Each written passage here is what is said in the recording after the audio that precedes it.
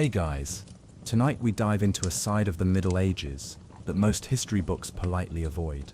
The devices so depraved, so ingeniously malicious, they weren't just discarded, they were banned. Imagine being dragged from a cold stone cell at dawn, toes already frostbitten, only to be greeted by a hallway lined with iron spikes.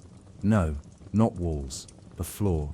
Welcome to your first step, the iron welcome mat. So before you get comfortable, take a moment to like the video and subscribe, but only if you genuinely enjoy what I do here. Feel free to drop your location and local time in the comments. It's fun seeing where and when you're listening from. Now dim the lights, maybe turn on a fan for that soft background hum, and let's ease into tonight's journey together. Picture this: you're shackled, barefoot, dragged forward by two guards who smell like they've been pickled in old beer and regret. Under your feet, a 3-foot wide iron plate studded with upward pointing spikes. This isn't a dramatic doormat, it's the first lesson. Walk, and you bleed. Stand still, and the guards prod you forward anyway. There's no correct answer here, only blood. Known in historical accounts as a passive torture mechanism, the iron welcome mat had no moving parts. That's part of what made it so sadistic. Pain didn't come from machinery, it came from choice, or rather, the illusion of it. Every step gouged your flesh. Some victims made it halfway across, before collapsing. Others crawled, each limb introducing new pain zones to the spikes. The idea wasn't to kill, just to open you up, literally and metaphorically, for what was coming next. One poor soul, recorded in a 15th century German manuscript, Heinrich of Altwasser, was accused of stealing church relics. No trial, just a walk across this mat until he could no longer walk. Afterward, he was declared softened for interrogation. Historians still argue whether he actually confessed or simply passed out and was presumed guilty. And while some skeptics today question whether this mat was ever official policy, too many dungeon inventories describe things like iron pavement with upright teeth. Add to that drawings from the Nuremberg Chronicles showing naked men hunched on spiked surfaces, and the case grows teeth of its own. The genius, if we can stomach calling it that, was its silence. No screaming mechanisms, no flame, just the slow scrape of skin and bone over cold metal, like stepping on Lego bricks, if each one had the intent of medieval vengeance. And no, this wasn't just some rogue invention. Iron spike floors, chairs, and even benches were scattered across the torture maps of Europe. France had versions laced with rust. England preferred sharper, needle-thin points, like punishment acupuncture, minus the wellness. Spain's Walk of Repentance involved a hallway lined with broken glass and iron pins. And somewhere along the way, someone thought, let's add fire. Here's the thing. Despite how barbaric this sounds, the logic was chillingly calculated. You weren't supposed to die. Death meant a closed case. But if you lived, if you limped away sobbing and dripping, well then you were ripe, ready to talk, ready to betray your neighbor, or ready to entertain the crowd tomorrow. By the late 1600s, these spike floors started vanishing. Not out of compassion, don't get too cozy, but because they were bad for show. Executions and confessions were public spectacles, and crawling men don't project the same thrill as screaming ones. Cities like Florence and Prague began regulating torture spaces, meaning if your iron welcome mat didn't produce enough drama, it was scrapped. That's the strange irony. Devices this wicked weren't banned because they were too cruel. They were banned because they weren't cruel enough by evolving standards of theatrical punishment. Still, some underground prisons kept them well into the 18th century. In fact, a prison report from 1711 in northern Italy references a cleansing corridor lined with judgmental iron, which sounds poetic until you realize someone bled out while crawling through it. Modern scholars don't agree on how widespread the iron welcome mat was. Some think it was more metaphor than mass-produced.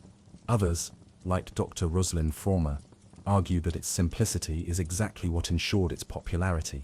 It didn't need a craftsman, just a blacksmith with a nasty temper and time.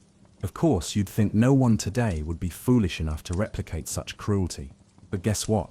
In 2009, an avant-garde German art installation included a spiked steel walkway, meant to symbolize the pain of modern decision-making. One student stepped on it barefoot. She didn't finish the walk. Some lessons, apparently, must be learned again the hard way. So, if you thought the Middle Ages were all knights and castles, think again. Some doors weren't opened by keys, but by blood. And tonight, that's just your first step. You're still bleeding, figuratively of course, from that iron mat. But don't get too comfortable, because just when you think things can't get more intimate, someone somewhere in medieval Europe decided the human mouth needed correction. Enter the pear of anguish. No, this wasn't a misunderstood fruit. It was a metal device, roughly shaped like a pear, only instead of seeds, it had 4 leaves. And instead of sweetness, it opened up like a blooming flower inside your most sensitive cavities. Now, you're probably wondering, who makes something like this? That's a fair question. The device itself was elegant in design. Too elegant.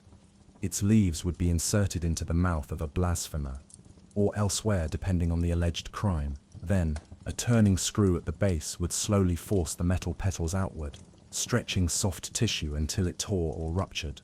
It was the kind of tool designed by someone who had too much imagination and not enough therapy. The craftsmanship often included etched patterns or polished steel, which makes you pause. Someone took pride in this.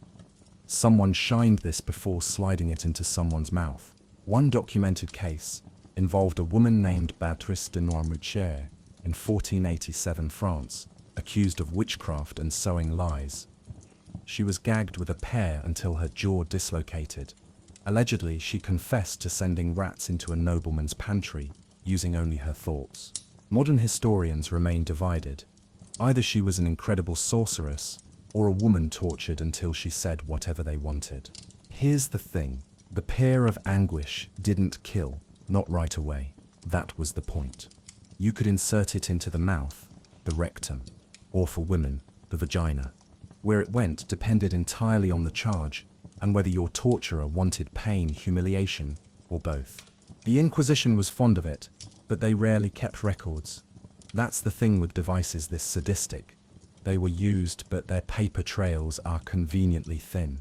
We have museum examples, a few grotesque sketches, and some chilling entries in trial transcripts, but no instruction manuals.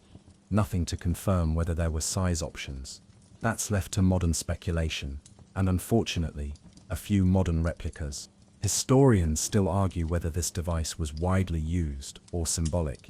Was it common in Spain and France, or just a theatrical piece to intimidate? But even if it were only psychological, imagine the fear it would induce, seeing a polished metal flower and being told, "This goes inside you and then it blooms."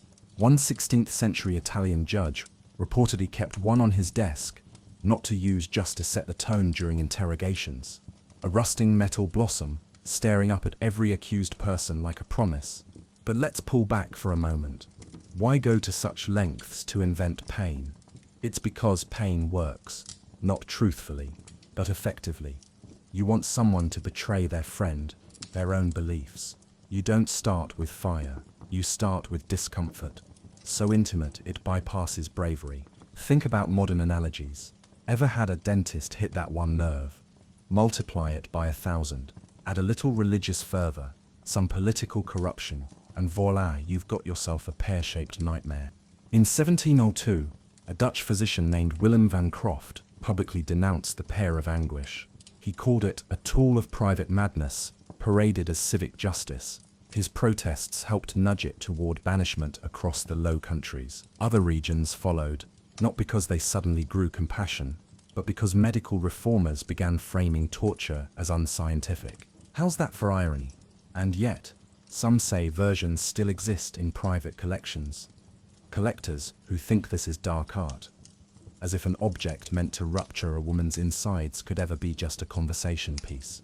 The worst part, unlike other torture tools, the pear left minimal external damage. You could walk away, bleeding, sure, but without obvious marks, which made it perfect for secret interrogations. The kind where no one was supposed to know you or even question. So next time someone offers you a pear, be grateful it's the kind that grows on trees. Because some fruits don't belong on your plate. They belong in the nightmares of history. You've barely recovered from the pear-shaped horror, But if the medieval world was good at anything, it was escalation. And so, we slide, rather literally, into one of the most grotesque torture devices ever conceived, the Judas Cradle. Imagine a heavy wooden pyramid, waist high, its peak honed to a brutal point. Now imagine being hoisted, naked by ropes and slowly lowered onto that point, your body weight doing the rest. That's the Judas Cradle. Elegant in shape, atrocious in practice. The goal wasn't speed.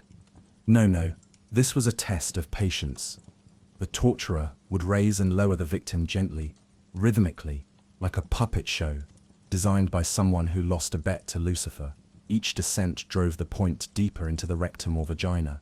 Depending on the crime, no sharp stab, just a slow, splitting pressure. Ligaments strained, muscles tore. Sometimes hours passed before serious injury. Other times, infection came later, when splinters and filth did their long game. One infamous case involved a merchant named Paolo di Ferrocci, accused in 1464 of heretical dealings in Florence. He was placed on the Judas Cradle for 13 hours. Witnesses say he recanted every word he'd ever spoken, even things he hadn't said yet, but by then his body had collapsed inward, like a tent with a broken pole. They carried him out on a door. Historians still argue whether the cradle originated in Spain or Italy, though some believe versions existed earlier under different names. What's certain is that by the height of the Inquisition, the cradle was no secret. Artists even depicted it in warning frescoes, sometimes with devils operating the hoists, just to drive the point home. But here's the sick genius. The point of the pyramid wasn't always sharp. In fact, many cradles were blunt. Why? To avoid killing too quickly. A sharper tip would puncture too cleanly. A dull one tore slowly. It was all about managing the pain curve enough to extract confessions, not enough to ruin the next interrogation. Torturers, if we're being generous, let's call them pain technicians, often added weights to the victim's ankles for extra downward pull. And if that wasn't festive enough, they might spin the victim slowly, round and round, like a grotesque carousel, for flair, for humiliation, and occasionally for symmetry. One little-known anecdote comes from Avignon, where a woman named Leonard Mistral was accused of poisoning her husband. She was lowered onto the cradle, but refused to scream. Not once, the records say she bit her tongue and stared down the priest reading her charges. By the time she lost consciousness, she had confessed nothing. They considered it a divine mystery. Today, it just sounds like unbearable defiance. And no, hygiene wasn't a thing. Victims were rarely cleaned, and neither was the cradle. One use might be followed by another just hours later. Mix that with sweat, feces, torn flesh, and you've got a recipe for infection so immediate, even the Black Plague would have taken notes. Did the cradle get banned? Eventually, yes, but not out of moral clarity, more like practicality. The death rate was too unpredictable. Some died too quickly, others didn't confess at all, and some simply passed out, requiring multiple attempts. By the mid-1700s, it was retired in most of Europe, replaced by more reliable tools. A bureaucratic mercy, not a compassionate one. Modern replicas still exist, usually in torture museums where visitors whisper nervously while standing behind the rope barrier. But even there, the pyramid seems to glare back at you, cold, unfeeling, just waiting for someone to remember how it works. Some scholars believe it was rarely used, more symbolic than widespread. But even if only a handful of cradles were ever built, how many people does it take to prove something's evil? One, just one, and for that person, history didn't whisper, it screamed. You'd think after the Judas Cradle, humanity might take a collective breath and reflect, maybe decide that, causing unbearable agony, with wood and rope, had reached a logical endpoint. But no, this is medieval Europe, where creativity and cruelty had no ceiling. Let's talk about the Spanish tickler, a name that sounds like it belongs on a tavern menu, but in reality was more at home in your nightmares. First off, this device had nothing to do with tickling, not unless you're into having your flesh ripped off with iron claws. The tickler, sometimes called the cat's claw, was a handheld tool that looked like a gardening implement forged in hell. 4 or 5 curved metal hooks, attached to a grip or mounted on a long pole, designed to shred muscle from bone with repeated swipes. Now imagine you're tied to a wooden post. Your arms are spread wide. Your shirt has been ceremonially torn open, not for drama, but for access. And then in comes a man wearing a hood, carrying what looks like a medieval meat tenderizer. He doesn't stab you, he rakes, slowly, deliberately, across your arms, your chest, your thighs. The skin peels like bark from a tree. The pain, it doesn't come in waves, it drags in like a tide and never recedes. And if you screamed, good. That meant the nerves were still intact. That meant you were still useful. We have references to this device being used across Europe, from Spain to the Holy Roman Empire, particularly during witch trials, because nothing says innocent until proven guilty, like someone carving ribbons into your abdomen while asking if you consorted with demons. A woman named Unke von Dirksen, accused in 1521 of devil dancing, was dragged into a town square in Bavaria and publicly tickled. According to a chronicler who apparently had no soul, she resisted the truth for hours before finally revealing names, and that's the part no one wants to dwell on. Because the Spanish tickler wasn't just about pain, it was about betrayal. It forced you to invent stories, to implicate others, to say anything to make it stop. Historians still argue whether the tickler was officially sanctioned or just the preferred toy of freelance sadists. Some towns had strict guidelines, no drawing blood before the fifth question, others had none. Torturers were often paid per confession. Do the math. One detail often overlooked, the claws were sometimes heated. Not red hot, but warm enough to cauterize as they tore. This did two things. First, it reduced blood loss, meaning the victim stayed conscious longer. Second, it added a dull burn to every slash. It's like slow cooking a roast you hate. And while the device itself was simple, just iron and hate, it represented something much bigger. The belief that truth required violence, that guilt lived in the sinews and needed to be clawed out like weeds. Now if you're sitting there thinking, surely this was banned quickly, I regret to inform you it took centuries. Some regions continued using claw-based torture well into the Enlightenment. Only when medical knowledge began suggesting that maiming someone could be counterproductive did the tickler fall out of favor. But don't exhale just yet. Versions of it pop up in dark places even today. Rebel groups, prison scandals. The psychology of it never really vanished. One chilling twist. In a 1670 French manual on judicial procedures, there's a paragraph that calmly suggests warming the claws to maintain composure and reduce slippery accidents. That's what they called blood slippery accidents. It's easy to look back and sneer, to think, we'd never do that now. But cruelty doesn't disappear, it just rebrands. Instead of claws, we have solitary confinement. Instead of public shredding, we have invisible torments. So next time you pass a garden rake or meat hook, just remember, tools reflect the hands that wield them. And some hands should never have touched iron. If the Spanish tickler made you flinch, then brace yourself, because next up is the granddaddy of medieval stretch goals, the rack. Yes, that rack. The one even cartoons reference where a poor soul lies tied to a wooden frame as wheels turn and ropes pull and pull and pull. But what you don't always see, the sounds, not of the person screaming, but of tendons snapping like overdrawn bowstrings, of ligaments tearing with wet pops, of joints groaning out of their sockets like doors being unhinged one by one. You start the day with a working body.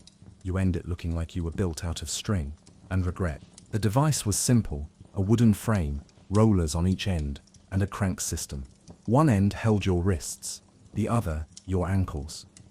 When turned, it stretched the body lengthwise, slowly, deliberately. It wasn't about making you taller, it was about unraveling you like a badly knitted sweater.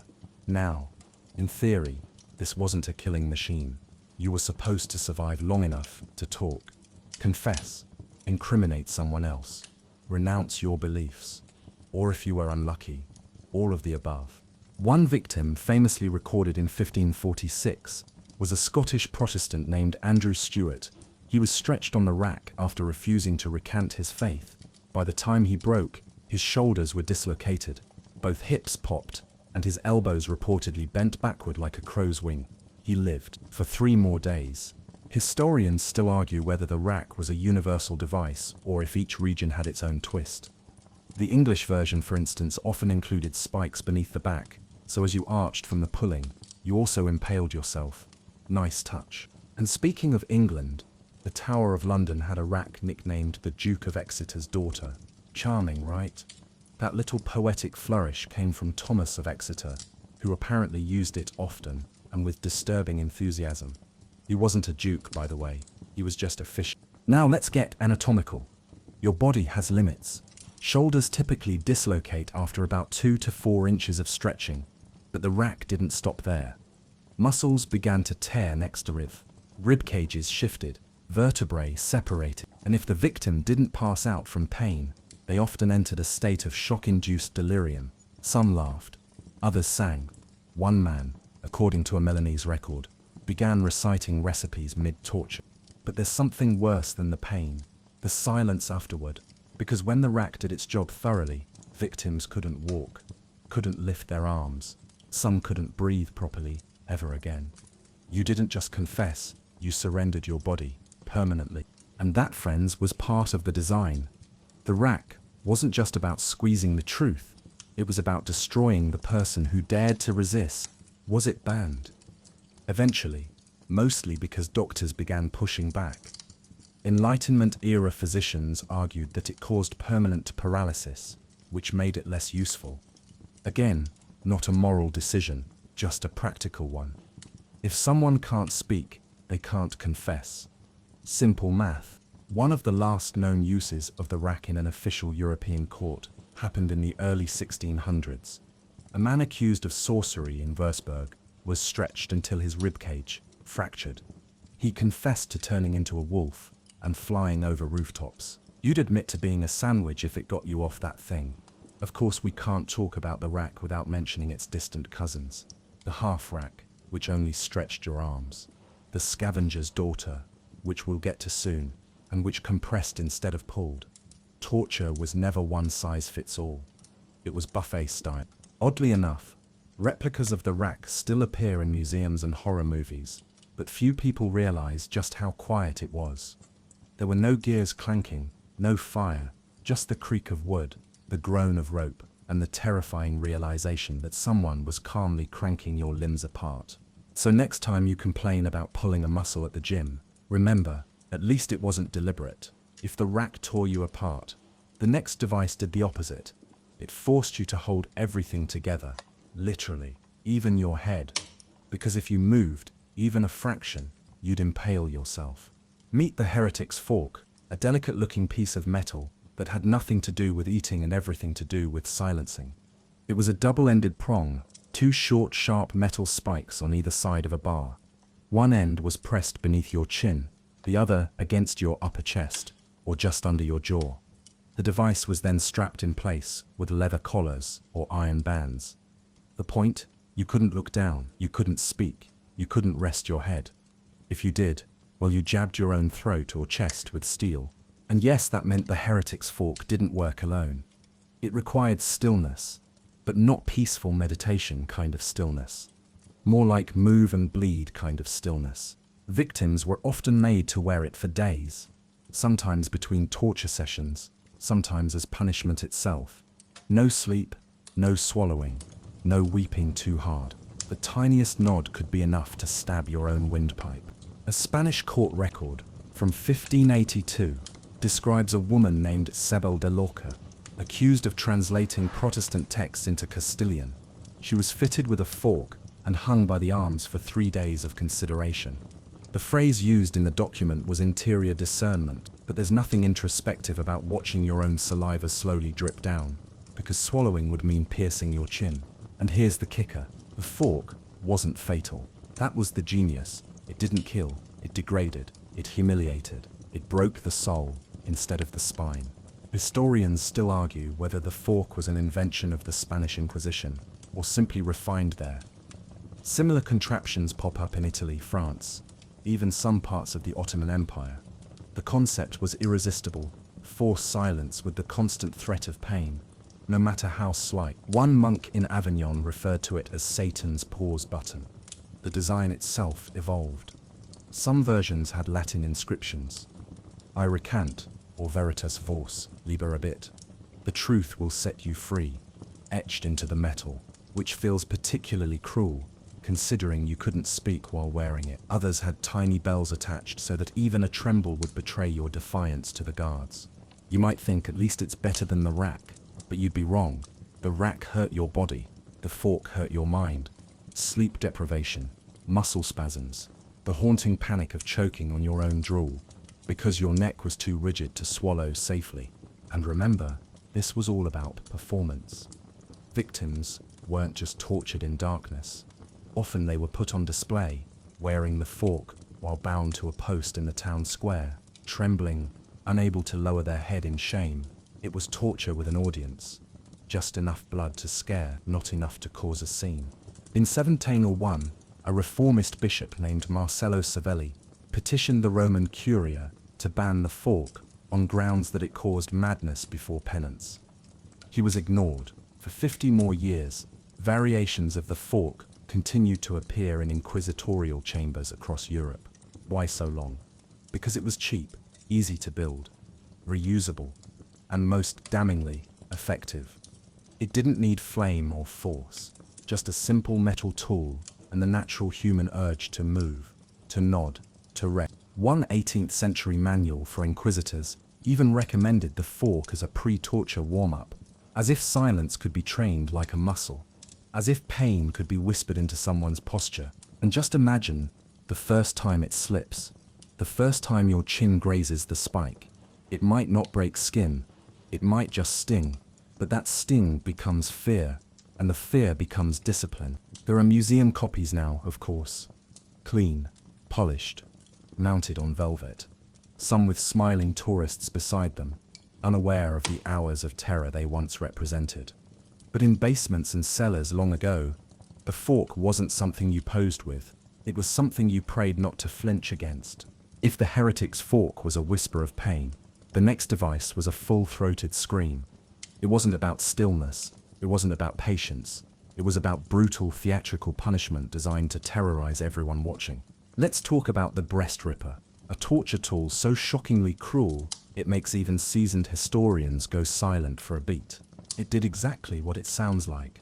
Usually made of cold iron, the breast ripper looked like a clawed gardening tool, only angrier. It had 4 curved, jagged prongs, sometimes barbed, sometimes plain, and was heated until glowing red. Once ready, it was clamped directly onto a woman's breast, and either torn away in one vicious motion, or slowly pulled with force, ripping skin, muscle, and depending on the mood of the torturer, hope. There were 2 flavors, if we can use that word with any shred of decency, the pulling kind and the fixed kind. The pulling kind was used for public execution or punishment. The fixed version was bolted to a wall. The victim was then yanked forward into it, because why settle for one kind of agony when you could have 2? This was not an interrogation device. No one expected a confession.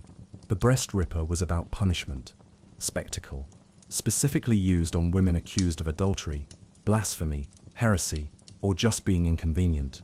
A German record from 1599 describes a widow named Margaretha Kuhl, charged with lewd behavior and temptation of married men. She was sentenced to be purified in the public square. The record notes the tool shaped her final cry into silence. There's no further record of her burial. Historians still argue how widespread this device was. It appears in German, French, and Austrian records, but not consistently. Some claim it was more symbolic, a threat more than a reality. Others, like Professor Eveline Droz from Bern, suggest at least 30 documented uses across the 16th and 17th centuries. That's 30 more than there should have been. What's even darker is that the breast ripper often didn't kill. Victims survived, infected, maimed, disfigured, but alive. That was part of the sentence. You weren't just punished, you were marked. Every breath after was a warning to others. This is what happens when a woman steps outside the box someone else built for her. And that box, it had walls of law, religion, gossip, and male insecurity. In some twisted instances, the device was referred to as the spider, especially when barbs were added to the claws. Why? Because like a spider, It left web-like scarring that radiated across the chest. Some towns called it the justice flower, a bloom no one ever wanted to see. And here's a truly disturbing detail. Some variants were designed cold. No heating, just metal against flesh. Why? Because heated claws cauterize, cold claws bleed. The choice came down to whether the torturer wanted a slow death or a fast example. There's a tendency in modern times to look at these tools as ancient relics, artifacts. But understand this, the ideas behind them, public shaming, targeted cruelty, gendered violence, they're not ancient, they just wear different clothes now. Instead of iron claws, we have algorithms. Instead of town squares, we have timelines. You can still find breast rippers in torture museums today. Behind glass, lit like jewels, people look at them with morbid fascination, maybe even a chuckle. But it's worth remembering, every one of those devices once had a name attached to it. Not the torturer, the victim. And most of those names were never written down. So if you're listening now, maybe place your hand over your chest. Feel your heartbeat. That steady thump. That's your privilege. That's your safety. That's the distance between your world and Margaret. Hold it close, and never let someone convince you that cruelty ever had style. So far, we've stretched, pierced, shredded, and branded. You'd think medieval minds would run out of ways to twist the human body into a confession. But creativity, when married to cruelty, rarely hits a ceiling. Let's welcome the Scavenger's Daughter. The name itself sounds like a tragic poem, or maybe a lost fairy tale. But there's nothing whimsical about this device. If the rack pulled your body apart, the Scavenger's Daughter crushed it inward, like folding a human into origami. It was a metal frame shaped like an A, or sometimes a triangle, hinged in the middle. The victim would be forced into a kneeling position. Head down, arms and legs pulled toward each other. The iron arms of the device would then close, slowly forcing the knees up toward the chest down toward the thighs, and the limbs to collapse in on themselves.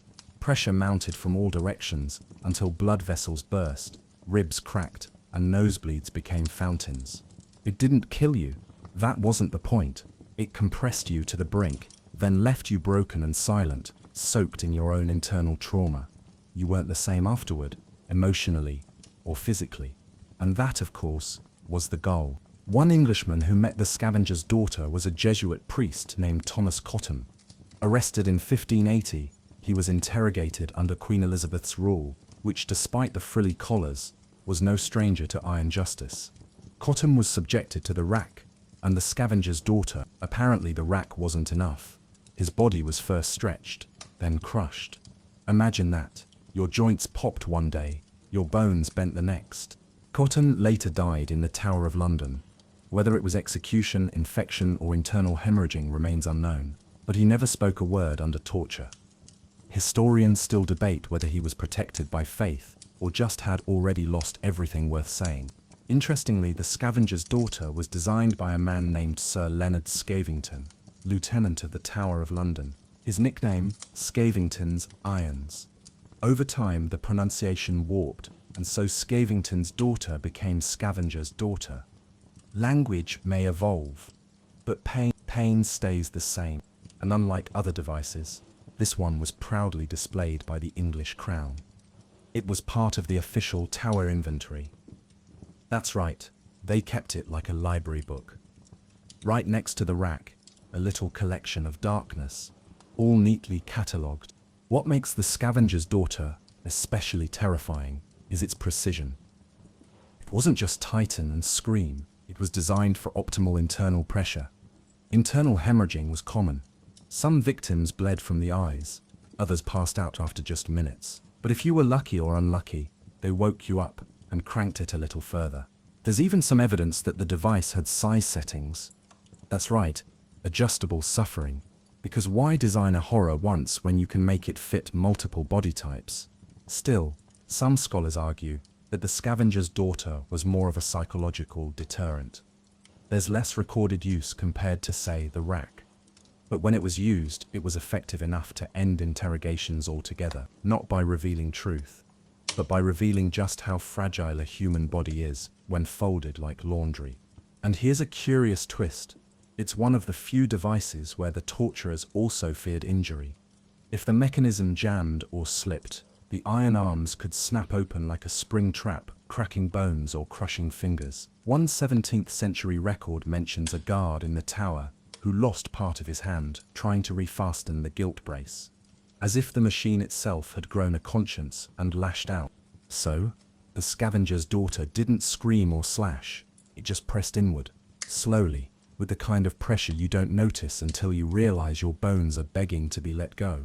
In that way, it was different from its noisier cousins. It didn't make a show, it didn't light up a crowd, it whispered, "I don't need fire or nails to break you, I'll let your own body do the work." And that's a lesson we haven't outgrown. Pressure still breaks us. Just look at the modern world. Compressed schedules, impossible standards, the weight of expectation. Maybe the scavenger's daughter never left us. Maybe she just changed her name.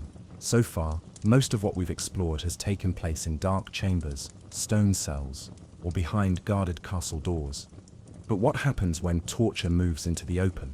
When it becomes performance? Theatre? Let's talk about the brazen bull, a torture device so theatrical, it turned death into a grotesque form of entertainment.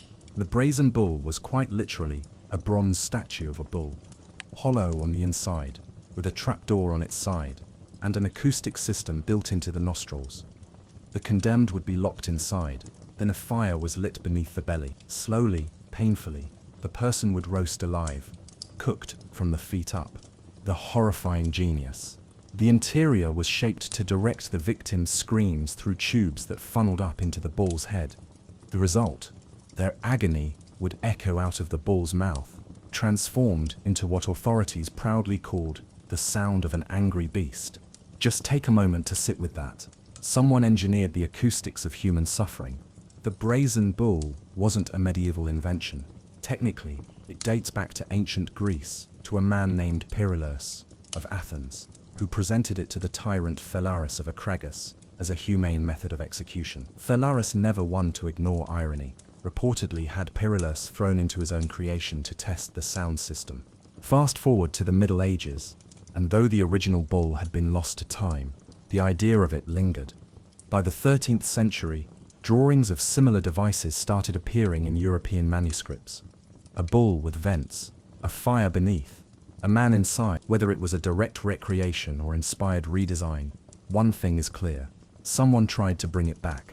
A chilling account from 156 in southern France tells of a man named Allard du Vexin, accused of treason and heresy.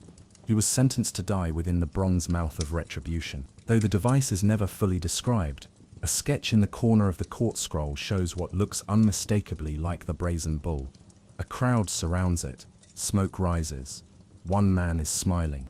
Historians still argue whether medieval versions were ever functional or symbolic. Some claim the bull existed only in royal courts as an ornamental warning. Others suggest it was used during inquisitions to terrify prisoners.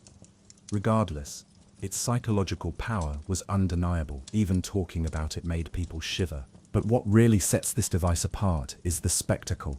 This wasn't about getting information. This wasn't about confession. The brazen bull was punishment as performance.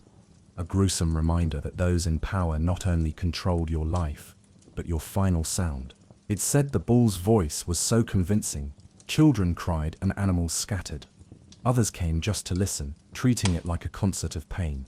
This wasn't justice. It was sadistic art. And here's a fun little twist. In some towns, they'd stuff the bull with aromatic herbs before the fire was lit. Rosemary, sage.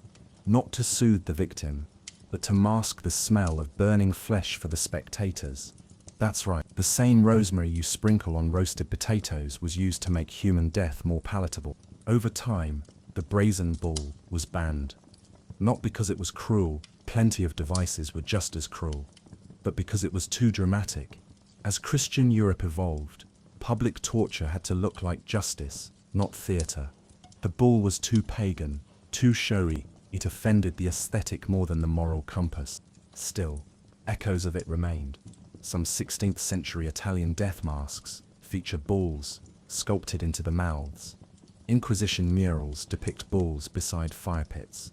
The idea never died, it just smoldered. In 2002, a modern artist created a full-scale replica of the brazen bull for a gallery in London. It wasn't functional, at least, we hope not. But it reminded people that cruelty, when wrapped in beauty and spectacle, can slip right past our defenses. People stared, some laughed, some looked away, but none could deny its pull. Because there's something ancient in us, some dark little nerve that can't help but look.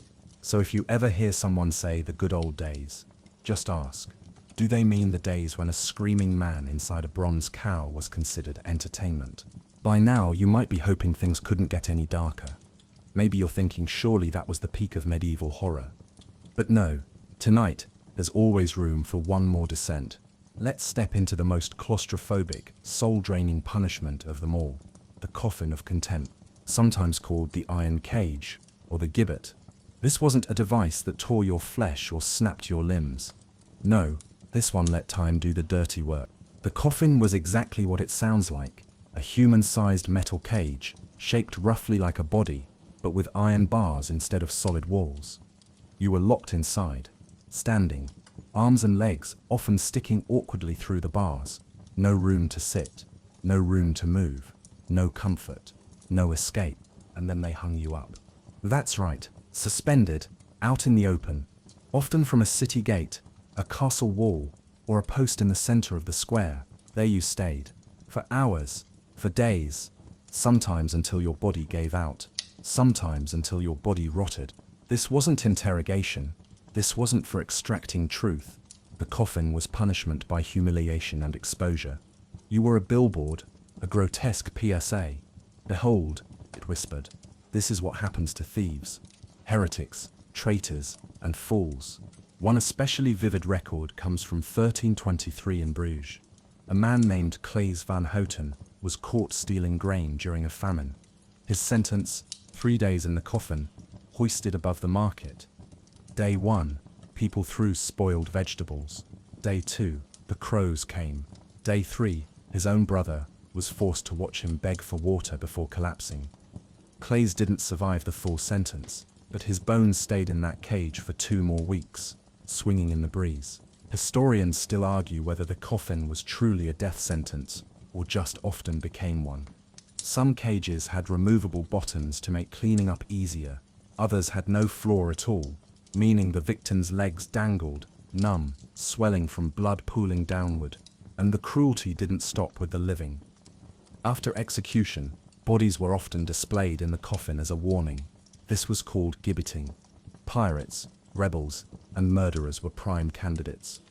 Their corpses would be tarred to slow decay, then hung for weeks, even months. By the time birds were done, only bones and whispers remained. In 1606, Guy Fawkes's co-conspirators were gibbeted across London. Their decaying bodies became landmarks. Children pointed, women prayed, men cursed. One poet even wrote, their shadows stretch longer than their crimes. But the living versions? They were worse. Imagine being out there during a storm, or in the sun, when your skin burned against iron, or in the dead of night, when rats gathered beneath you, and drunkards shouted slurs. And worse, imagine needing to relieve yourself. There's no privacy, no dignity. You go where you stand, the coffin strips everything away, one breath at a time. Some towns added bells to the top, so the wind would jingle your shame across the rooftops. Others placed placards above the cage, listing your crime in bold letters, blasphemer, thief, witch, and if you died inside, that was fine. You became the next stage of the message. And yet, people watched, gathered, cheered, threw things. Because punishment was public theatre, and shame was meant to be shared. The coffin was eventually banned in most of Europe, not because people grew kinder, but because corpses hanging above city walls caused sanitation problems. That's right, it was banned for health, not humanity. Still, some places used it into the 1800s. In fact, the last known public gibbeting in England took place in 1832. A man named William Jobling, convicted of murdering a policeman, was hanged and then displayed in a cage near the coast. His bones were picked clean in just over a week. Today, some of these cages survive in museums, rusted, bent, human-shaped, and yet hollow. Because the real horror wasn't the metal, it was the message. You are no longer a person, you are an example. So next time you feel trapped by a job, by a relationship, by the crushing weight of your inbox, just remember, at least you're not swinging in the breeze, locked in a birdcage of public scorn. Perspective is a gift, and sometimes that gift is shaped like a coffin. There's something uniquely sinister about a punishment that turns your very position into pain. Not movement, not fire, just gravity. Which brings us to one of the most disturbing fates meted out in the shadowy corners of medieval justice, the saw execution. And no, we're not talking about carpentry. The setup was painfully simple. Tie the victim upside down, feet bound, body dangling, head aimed toward the earth, and then, starting at the groin, begin sawing downward, with a two-man saw, slowly, in rhythm. They'd keep sawing until either you died, or they got tired. There's a special kind of evil in this. Upside down hanging was deliberate. See, when you're inverted, blood rushes to the brain, and that means you stay conscious longer. That means you feel everything. You might pass out from shock or blood loss, eventually, but not immediately. Not before they reached your navel. This wasn't just torture, it was spectacle. According to a Venetian account from 1421, a man named Vittorio Sanzio, accused of spreading godless ideas in a tavern, was publicly sawed before a crowd outside the city gates. He reportedly refused to recant his words, even after the saw bit through his pelvis. Witnesses claimed he remained conscious for the first 9 strokes. That's a direct quote, as if someone counted. Historians still argue about whether this method was common or exaggerated in retellings. Some say it was more folklore than fact, used in Eastern Europe and Ottoman territories, but rarely confirmed in court records. Others point to drawings, woodcuts, and monastic chronicles that detail the act with unsettling accuracy. Either way, one thing is clear: someone did it. At least once. And once is more than enough. There's also a chilling consistency in the posture. Tied by the ankles, legs wide apart. The saw always begins at the same place. It's not just about death, it's about degradation. Erasure, turning someone into a warning from the inside out. In one 15th century Spanish interrogation manual, there's a footnote that reads, "If confession is stubborn and flame fails, revert to the blade between legs. Mind the angle." The nonchalance is worse than the instructions. Even worse, this wasn't always done to kill. In rare cases, the sawing was partial, just enough to mutilate, to make a man's body a map of warning scars. He'd be thrown back into society, crippled, bleeding, and visibly broken. A walking sermon. The saw was often a standard woodcutter's tool. Nothing fancy, no custom engraving, no religious symbolism, just a plain blade, rusted, sometimes, dull, often, which made the pain all the more drawn out. A sharp blade slices, a dull one drags. You'd think that something this barbaric would be banned immediately, right? But it wasn't banned in any centralized way, it simply faded, not from morality, but from impracticality. Sawing was messy, time-consuming, loud, and once gunpowder became the preferred method of state justice, well, fire and lid were just more efficient. Still, echoes of the saw execution exist. In folktales, in religious martyrdom stories, in whispered threats during peasant uprisings, and in every spine-tingling moment, someone sees a two-man saw hanging on a barn wall and suddenly imagines it doing more than splitting firewood. The modern world likes to think of itself as past all this, civilized, evolved. But you still hear phrases like "cut them down" or "bleed them dry." The violence lingers in our language. And if you've ever felt like the system was slowly cutting you open from the middle, piece by piece, asking for everything while giving nothing, well, now you know where that feeling comes from. So if you've made it this far, still breathing, still whole, count yourself lucky. You're upright, you're intact, and most importantly, you're not on display, with a crowd gathered, waiting for the 9th stroke. Sleep tight. You might be tempted to think the worst of medieval torture was saved for rebels or enemies of the church. But no, men of status, power, and even royalty weren't spared. And when it came to male punishment, one of the most grotesquely specific devices ever forged was the crocodile shears.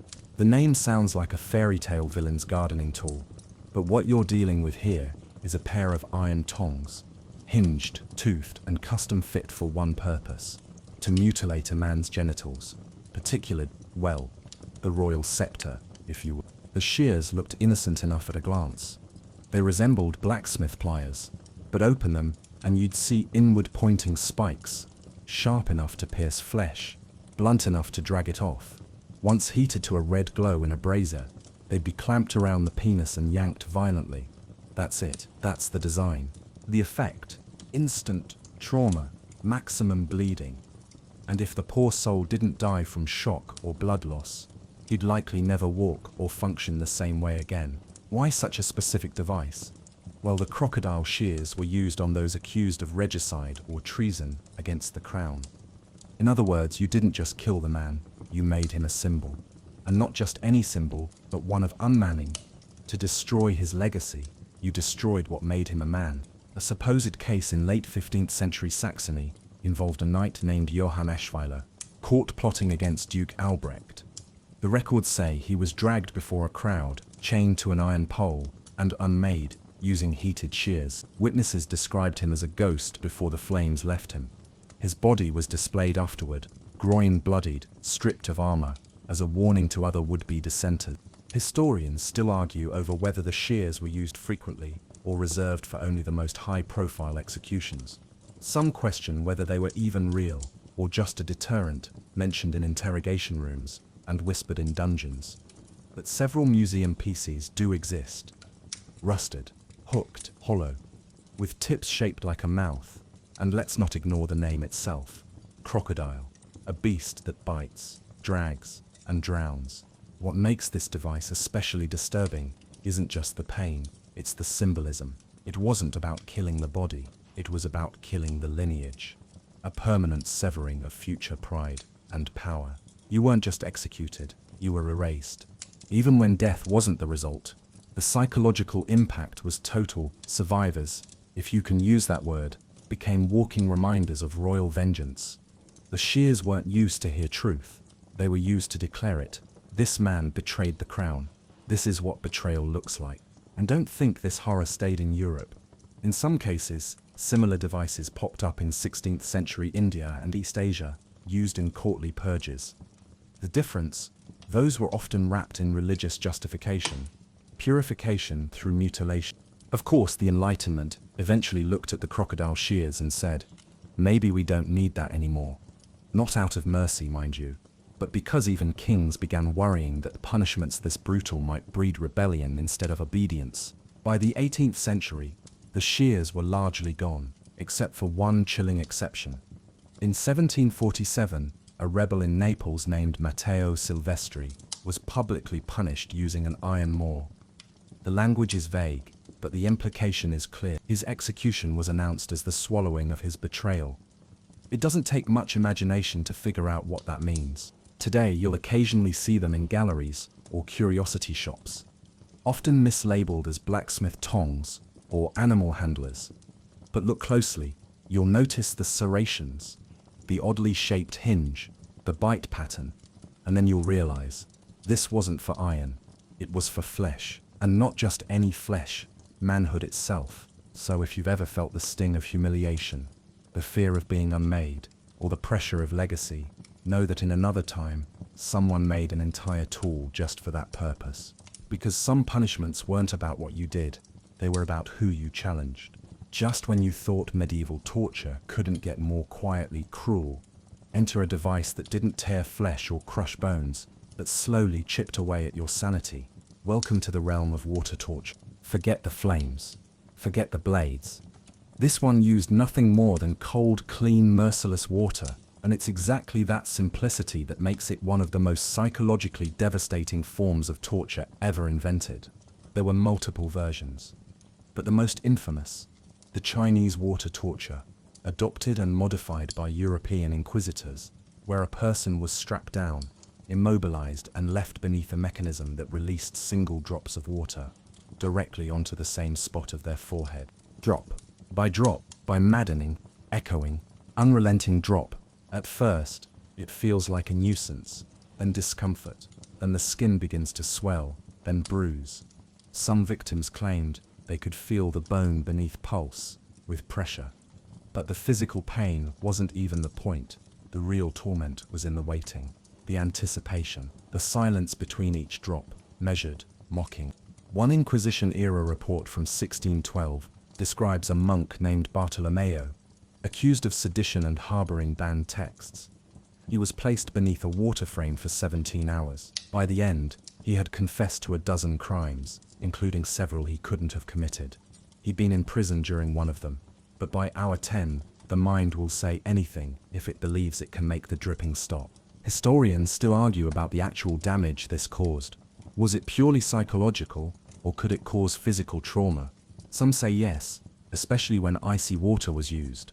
The cold constricted blood vessels, triggering headaches, nausea, and eventually hallucinations. Victims reported hearing whispers in the drips, or seeing shapes in the ceiling cracks above them.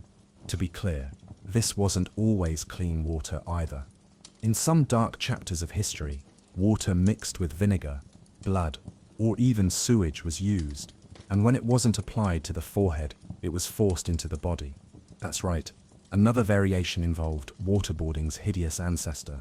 The accused would be strapped to a bench, mouth pried open, and water would be poured down the throat in huge quantities. Not enough to drown, just enough to simulate drowning over and over again. The stomach would swell, the throat would burn, and the lungs would beg for air that never came. A Spanish record from 1575 details this method used on a Jewish merchant accused of heresy. He was subjected to forced water intake for hours. When interrogators cut the flow, they stomped on his bloated abdomen to make room for another round. His ribs cracked like twigs. He lived for 3 days. His confession: I sold candles, not exactly the enemy of Christendom. But that's the thing about water, it's life-giving, symbolic, ubiquitous. To turn it into a weapon is to corrupt something sacred, to twist what nourishes into something that undoes, even more insidious.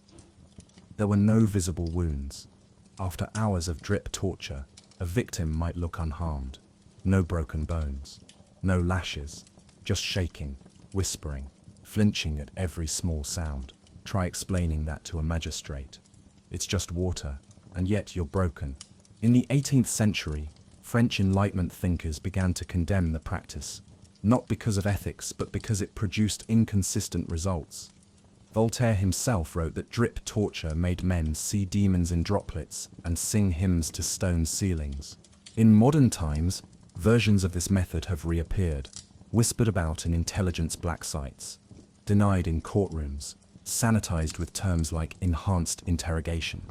But the core principle remains the same: make a human mind beg for mercy by doing almost nothing. Drip, drip, drip. No blood, no screams, just time. And the horrible intimacy of being undone by something as simple as a drop. So if you ever find yourself lying awake, listening to a leaky faucet, and feeling that slow descent into irritation, now you know where it comes from. Sleep well. If water torture dismantled your mind, with patience, this next device preferred claws, not metaphorical ones, actual iron claws. Let's talk about the cat's paw, also called the flesh hook, depending on who was using it, and how much imagination they had that day. At first glance, it could be mistaken for a blacksmith's tool, or maybe something you'd use to pull hot coals from a hearth. But no, this wicked little invention was forged for one purpose: raking human flesh. Imagine a small iron tool, about the size of a child's hand, with 3 or 4 curved hook-like fingers at the end, each one sharpened to a cruel little point, attached to a handle, sometimes wooden, sometimes all metal. The cat's paw was drawn across your skin with slow, methodical force. It didn't cut cleanly, it ripped. Unlike a blade, which sliced and was done, this tool was for digging in, grabbing the top layer of flesh, and pulling it away in strips. The way you might shred a roast chicken, only, screaming. Victims were typically bound to a wooden post, stripped to the waist, and raked across the arms, back, stomach, or thighs. Some were even nailed in place, not for security, but to keep them from writhing too much and ruining the torturer's accuracy. Because nothing says medieval professionalism like precision skinning. A Bavarian record from 1498 mentions a man named Dietrich Keller, accused of harboring fugitive monks. He was flayed from shoulder to belly, one arm's width at a time, until he gave the names of 5 clergy hiding in a nearby abbey. None of them were ever found. But Dietrich, he was found the next morning dead, slumped over, ribs exposed like broken piano keys. Historians still argue whether the cat's paw was used for extracting truth, or just punishing it. The line is blurry. One French manual refers to it as the persuader, which is a word that really doesn't need to be attached to an iron claw.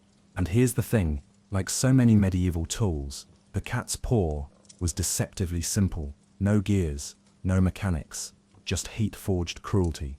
Some versions had serrated teeth, others were smooth hooks. Some were used hot, some were coated in resin or animal fat to keep the blood from rusting the tool too quickly. That's not efficiency. That's a system.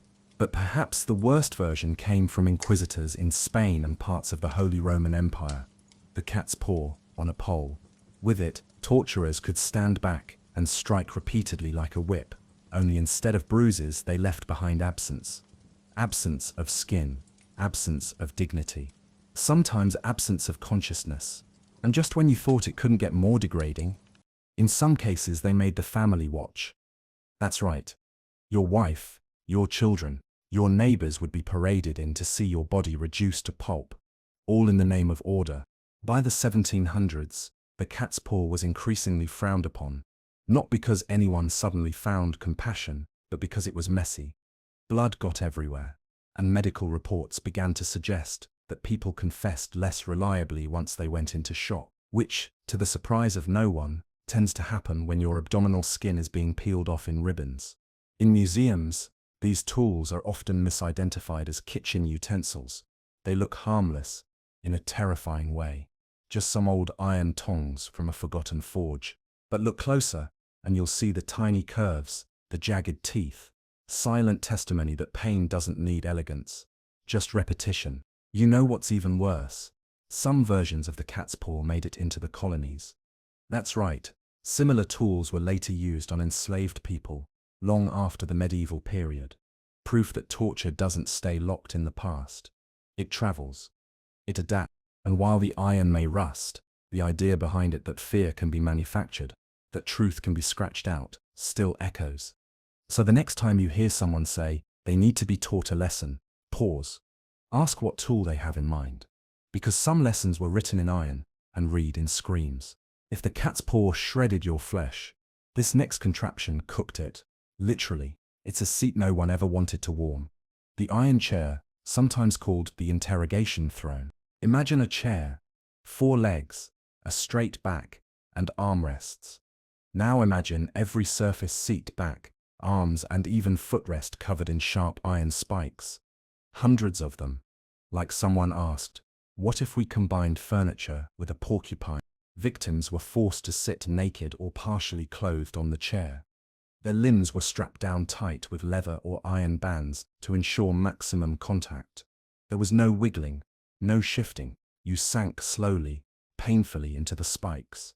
The more you struggled, the deeper the metal bit. And if that sounds unbearable already, brace yourself. In many versions, the chair was heated from below. That's right, a fire was lit beneath the seat, causing the iron to warm, then to glow, then to sizzle. The spikes wouldn't just pierce, they would cook, slowly. There are reports of victims screaming as the metal seared through skin into muscle, burning flesh from the inside out, while holding them completely still. It was agony by paralysis. One particularly infamous case comes from 1557 in Prague. A merchant named Mikuláš Herby was suspected of embezzling church funds. He refused to confess. On day 3 of his interrogation, he was seated in a heated iron chair for an hour of reflection. He didn't walk again. A week later, he confessed to every missing coin and 3 extra crimes that were never even investigated. The chair didn't find truth. it found submission. Historians still argue whether the iron chair was primarily used in Germany, France, or Italy. Different regions had variations. Some chairs had spike counts in the hundreds. Others had footrests with adjustable spikes, depending on whether you wanted to rupture calves or let them slowly bleed. The Italian version, La sedia del diavolo, often included armrest spikes shaped like claws, just in case the rest of it felt too subtle. Sometimes a tray was attached to hold the victim's paperwork, their confession, or the tools used between rounds. It was a torture workstation, efficient, ergonomic, for the tormentor. And like all great medieval ideas, the iron chair wasn't only for secret chambers. Oh no, some cities used it publicly. A square would be cleared, a chair brought out, a crowd would gather. You weren't just punished, you were displayed. People sold bread and oranges, while someone screamed themselves hoarse on iron needles. Some chairs included spikes on the backrest, forcing the victim to lean slightly forward, just enough to strain the spine and expose more of the thighs to the heat below. The longer you sat, the deeper you cooked. No sudden movements, just a slow roast of your humanity. Now here's a particularly sinister twist. Some versions were made to look regal, crafted with ornate carvings, polished wood inlays, even religious iconography, because nothing says divine justice like being flambéed on a chair that looks like it belongs in a royal court. There was even a ceremonial quality to it. Guards in full dress, a priest nearby, a scribe noting every word the victim mumbled. The scene was methodical, controlled, as if pain, when dressed up, becomes somehow more legitimate. Eventually, the iron chair was phased out, not banned outright, but quietly abandoned. Why? Well, it required too much prep, lighting the fire, timing the heat, replacing the spikes, and by the 1700s, states wanted faster results, simpler methods, and perhaps somewhere deep down, even they realized how deeply this chair echoed back to them. Because let's be honest, this wasn't about extracting the truth, it was about power, dominance, turning someone into a trembling, blistered statue of fear. When you left the iron chair, if you left it, you didn't walk, you oozed. Modern reproductions exist in museums, usually roped off. People lean in, take selfies, smile, as if they're looking at a prop. But that chair isn't just metal and spikes. It's a memory of a time when silence wasn't a choice. It was the only thing left after the screams ran out. So sit comfortably, wherever you are. Shift in your seat. Feel the luxury of soft fabric or cool wood beneath you.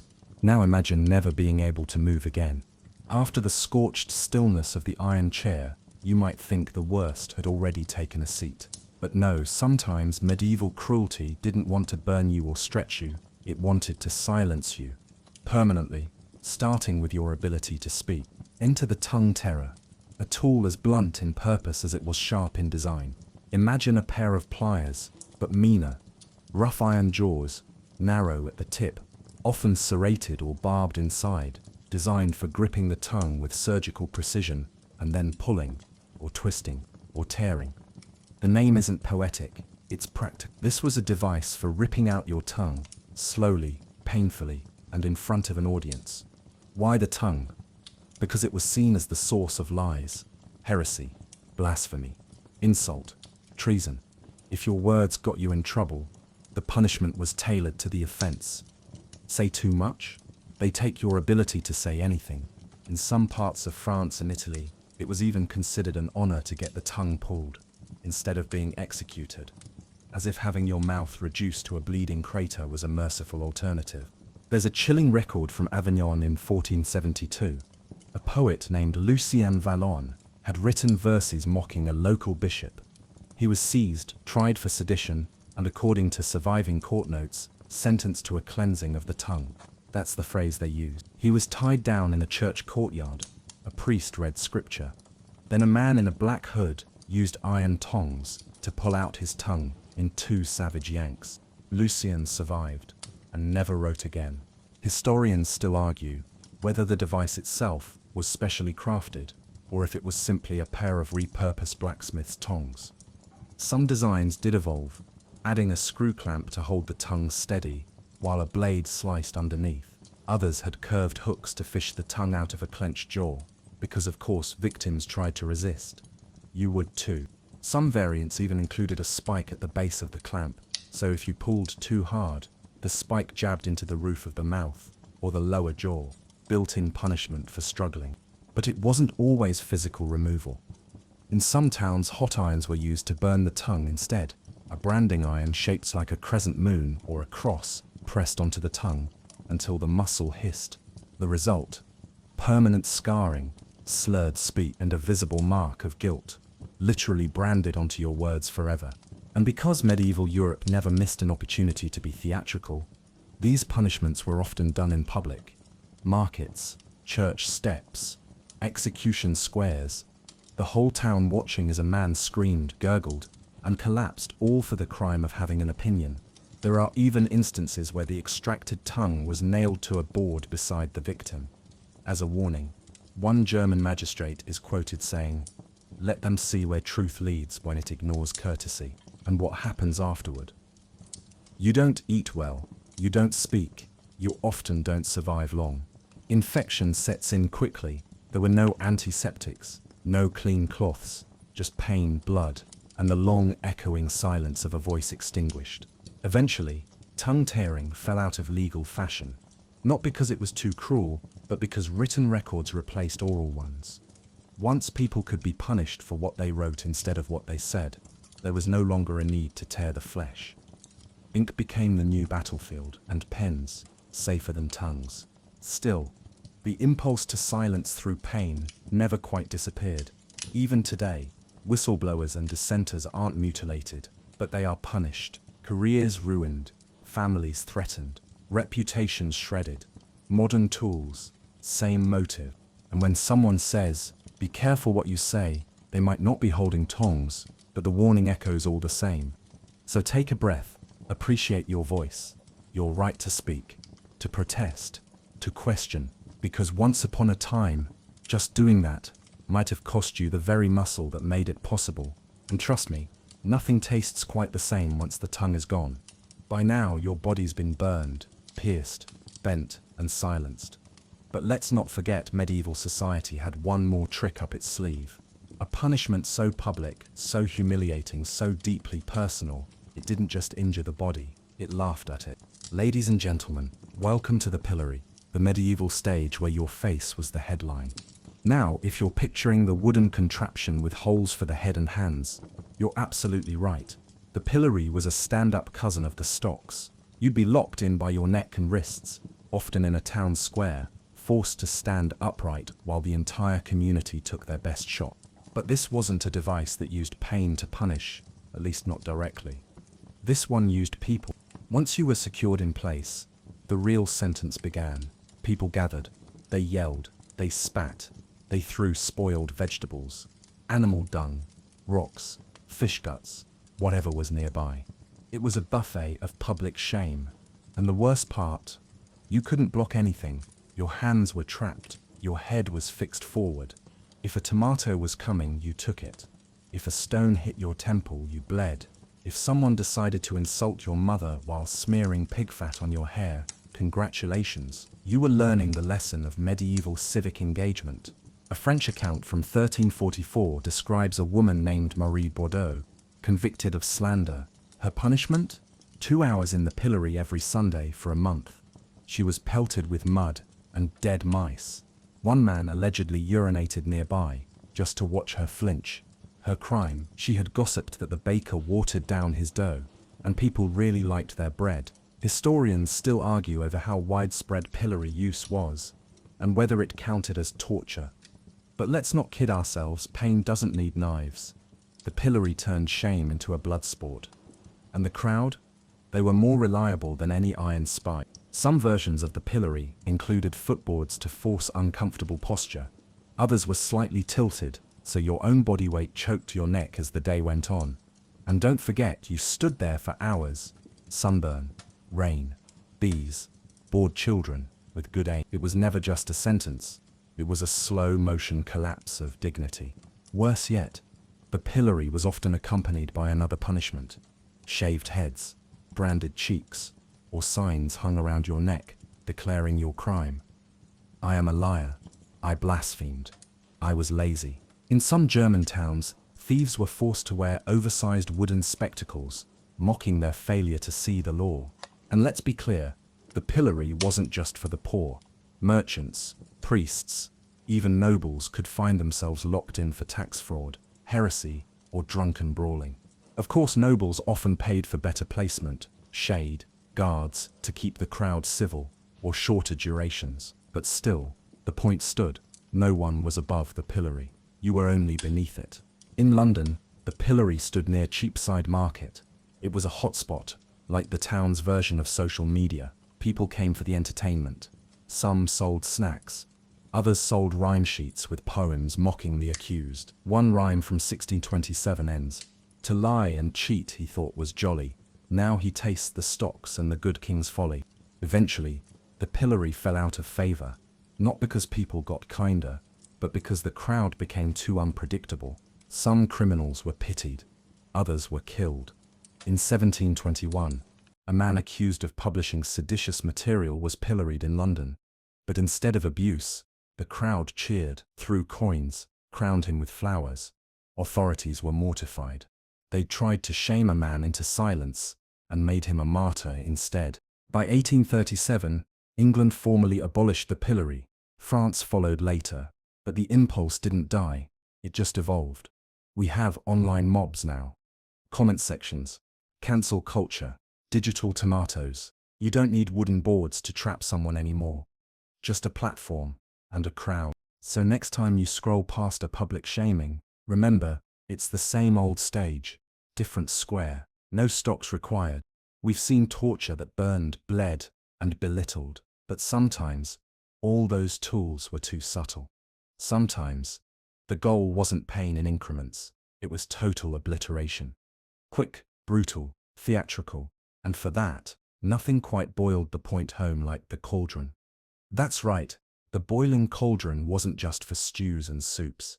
In the Middle Ages, it doubled as an execution device. And yes, it was as horrifying as it sounds. The setup was almost cartoonishly medieval.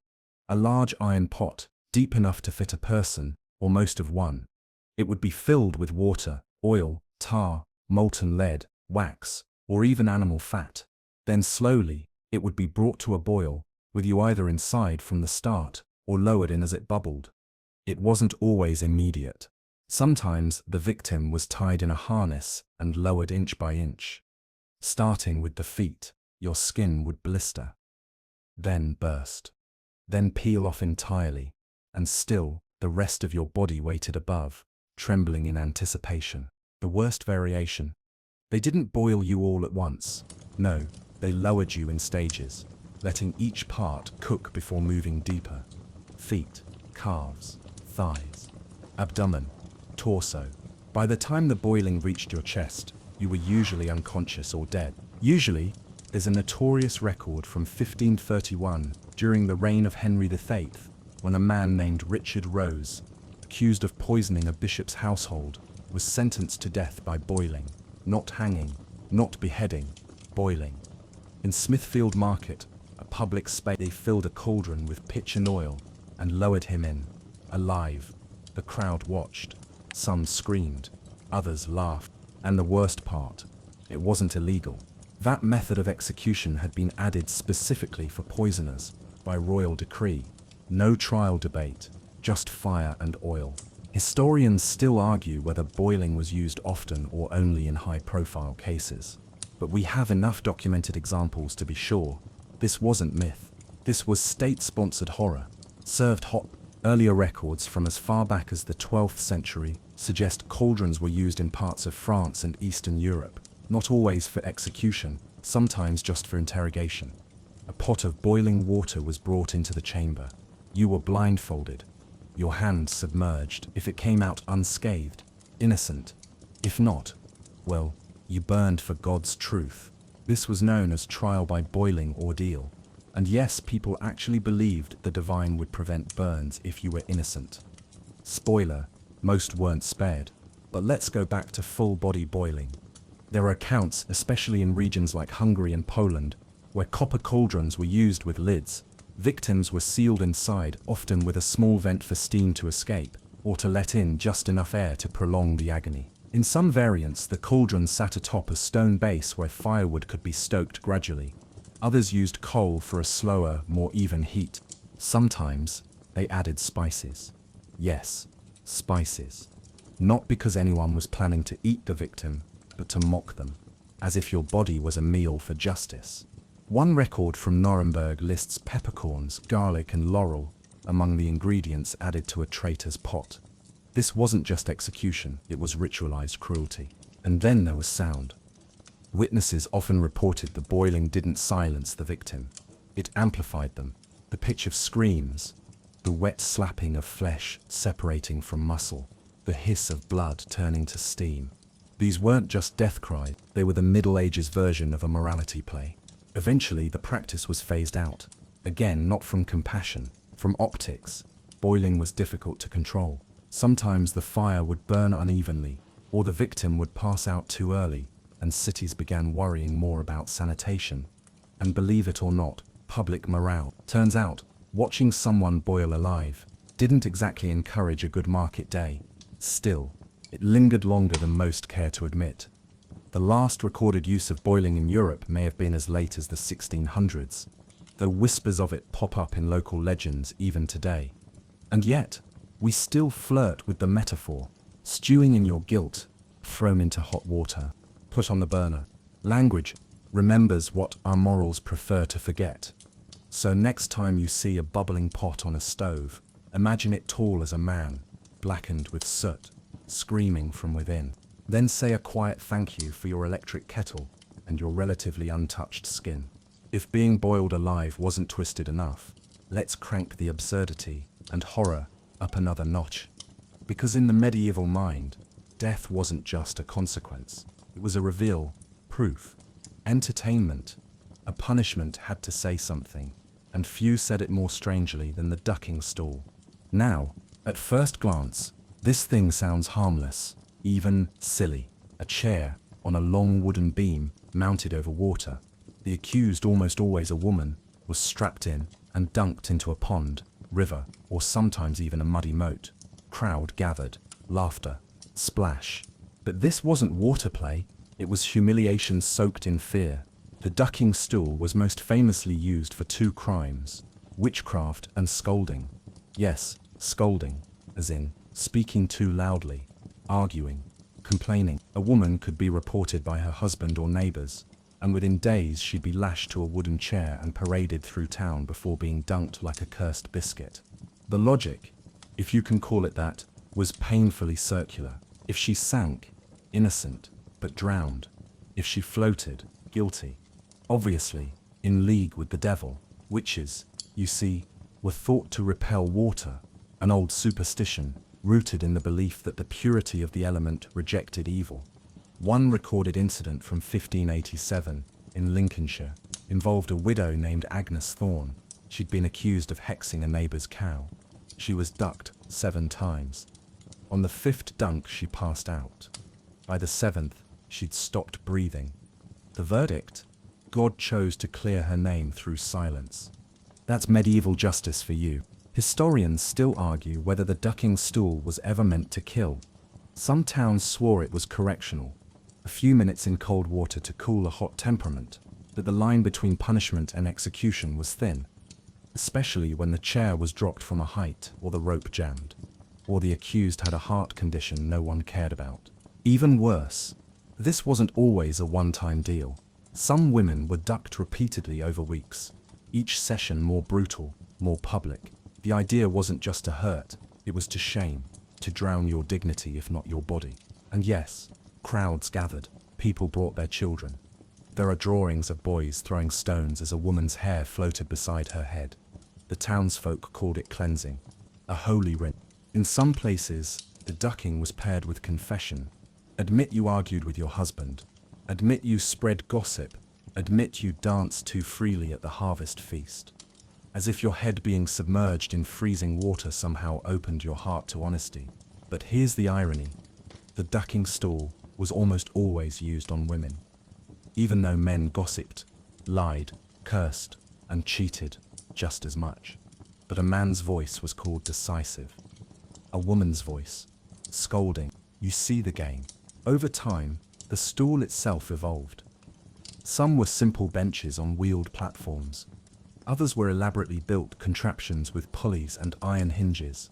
A few were left permanently by riversides, like a grim town fixture.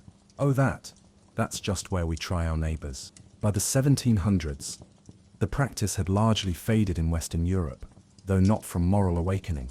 As cities grew and civil courts expanded, informal punishments like ducking became seen as embarrassing, not to the victims, to the city. They didn't want tourists seeing a woman nearly drowned on a Tuesday afternoon. But, and this may chill you, the last recorded use of a ducking stool was in 1809, not 1509. 18. A woman in Leominster, England, was strapped in and ducked for being a common scold. She survived, barely. No one was punished. Even in modern language, echoes remain. Think about it. Dunking on someone, getting cold feet, thrown under the bus. These are verbal tricks passed down from very real places, where water was the weapon and laughter was part of the torture. And if that doesn't soak you in discomfort, consider this. In parts of the world, public shame through forced exposure still exists. Maybe there's no chair, but there are cameras, screenshots, hashtags. Still no mercy. So next time you see someone speaking up online, in public, even in anger, remember what used to happen when a woman raised her voice. Sometimes she got a chair. Sometimes she got the river. Some punishments were about pain, others about spectacle. But a few? They were pure mockery, humiliation dressed as comedy, cruelty masked as lesson. And none wore that disguise quite like the drunkard's cloak. Imagine a barrel, a wooden cask, hollowed out, with holes cut in the top and sides. Now imagine being forced into it, head through the top, arms through the sides, legs dragging below, exposed to the mud. The barrel hangs from your shoulders like a shameful, splintering tunic. You're no longer a person, you're a walking punchline. That's the drunkard's cloak, a mobile pillory for those accused of drunkenness, disorderly conduct, or more broadly, public embarrassment.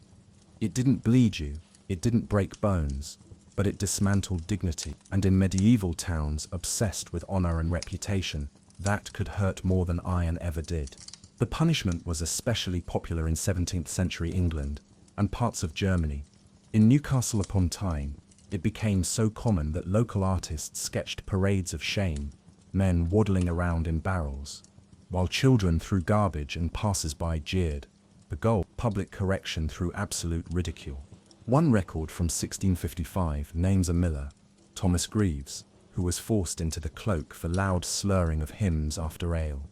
He was marched for 2 miles while a drummer trailed behind, banging out each step, like a death march set to laughter. And the sound it made, that's half the horror.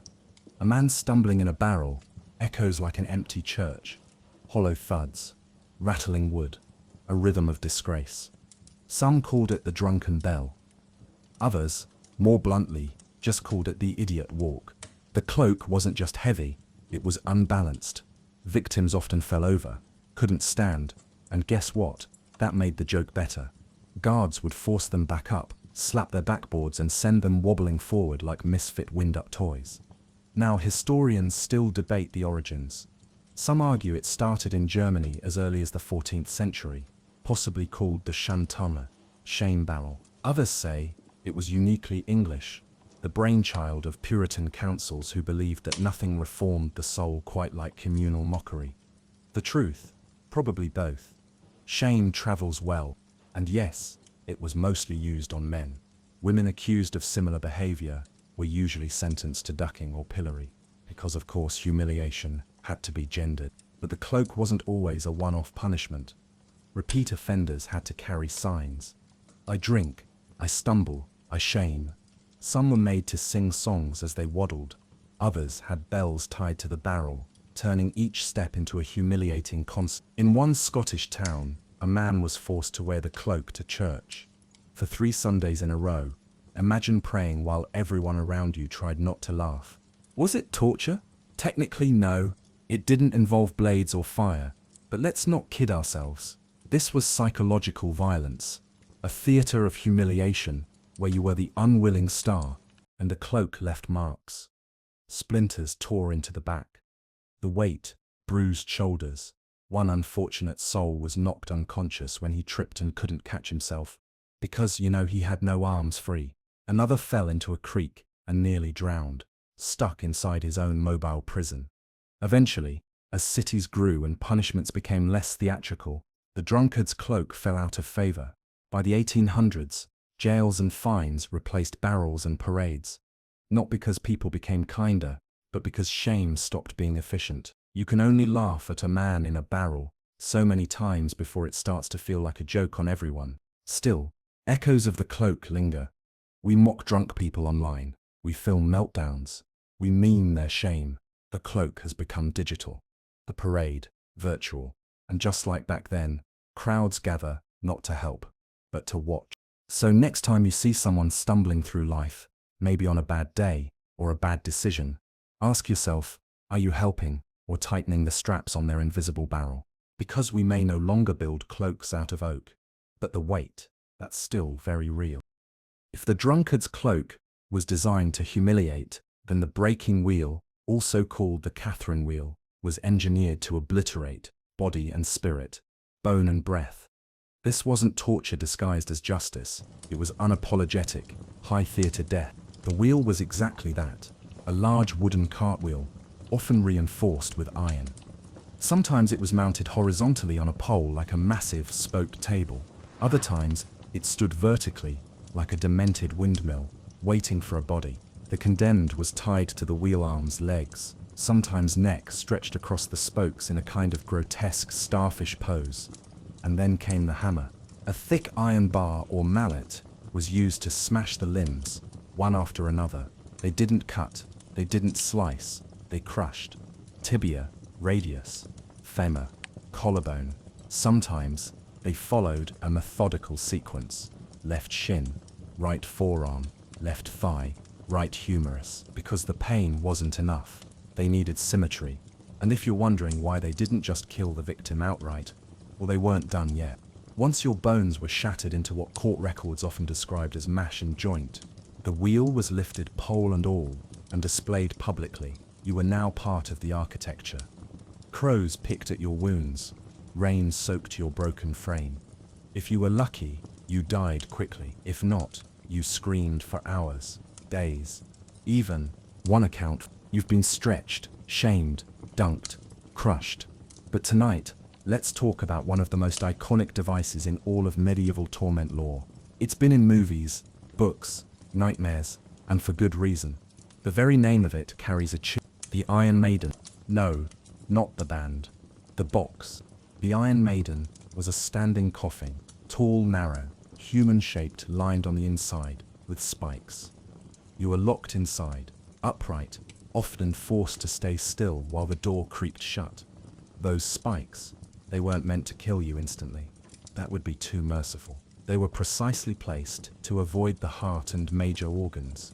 They pierced soft flesh shoulders, abdomen, thighs, bleeding you slowly, painfully. You didn't die from one puncture. You died from all of them, over hours or days, as the spikes turned your body into a slow drip sacrifice. Now here's the twist. The Iron Maiden may be more myth than method. Historians argue ferociously about whether it was ever actually used during the Middle Ages, or if it was a later invention. Some say it never existed at all until the 18th or 19th century, when museums needed exhibits to shock tourists and moralize about the brutality of the past. Others insist it was real, based on earlier descriptions of spike-lined chests and torture boxes. A German device found in Nuremberg in the early 1800s was famously labeled as an Iron Maiden. It's tall, it's brutal, it's a thing of nightmares. But the problem? There's no surviving medieval record that confirms anyone actually died inside it. Not one name, not one trial, not one scream inked onto parchment. Still, the myth persisted, and like many medieval devices, if it wasn't used, it was certainly imagined. And sometimes, that's worse. Because whether it was a real execution method or not, The idea of the Iron Maiden says everything about human imagination at its darkest. To be pierced without dying, to be trapped upright, in silence, bleeding, slowly suffocating in your own horror. And here's something most people miss. The spikes didn't just puncture. In many imagined versions, they also braced the body. You couldn't collapse, couldn't slump. If you lost consciousness, your weight would slide down the spikes, deepening each wound. Staying awake wasn't just inevitable. It was part of the punishment. Some versions included drain holes at the bottom to collect blood. Others had latches that let guards peek inside. There's even mention in 19th century torture compendiums of a heated Iron Maiden lined with metal, the entire structure placed near a fire so the spikes grew hot over time. Just imagine a box of silence and flame cooking your wounds inch by inch. And of course it was always shaped like a woman. Why? The theory goes that the device's name and shape played into the idea of maternal betrayal. The maiden embraced you, closed around you, but instead of nurturing, she destroyed. It's no coincidence that so many Iron Maidens from folklore had a female face on the outside, mercy painted on a murder machine. There's even an unsettling poetry to how she held her victims. You didn't lie down. You stood, eye to eye with death. No running, no hiding. Just the embrace of 1,000 needles. The Iron Maiden became a symbol used to represent cruelty disguised as beauty, pain cloaked in ceremony, power that smiles while it kills. Even today, the imagery sticks. Horror films love it. Artists sketch it. Metal bands sing about it. And while historians try to peel back the fiction, society clings to the drama. Because let's be honest, there's something hauntingly irresistible about the idea. A coffin that doesn't bury you, a sculpture that swallows, a woman made of steel who hugs you to death. So real or not, the Iron Maiden survives. If not in dungeons, then in imagination, in warnings, in metaphors. Because sometimes the scariest stories are the ones we wanted to be true. You've been pierced, crushed, and burned. Now let's shift to something deceptively small, almost quaint. A tool so simple it could fit in your coat pocket, but in the right or wrong hands, it could take your pain from tolerable to legendary. Let's talk about the thumbscrew. Sounds harmless, right? Like something your grandpa might use in the shed. But this nasty little device was the medieval equivalent of a paperweight with malice. Designed for precision pain, it was often used not to kill but to nudge you toward the truth. Here's how it worked. Your thumbs, or sometimes fingers, toes, or even the big toe, were inserted into a pair of iron brackets lined with spikes or ridges. A screw mechanism above would then be turned. Slowly, deliberate, each crank compressed the digits, grinding bones, squashing nails, slicing nerves. Eventually, the bones shattered. Sometimes they exploded, the splinters pushing through the skin. And remember, this wasn't a punishment. This was a conversation starter. Thumbscrews were used during interrogations, when officials wanted answers fast. Not necessarily truthful answers, just something. It was ideal for applying pressure both physically and psychologically. You weren't dying yet, but you were definitely reconsidering every decision that brought you here.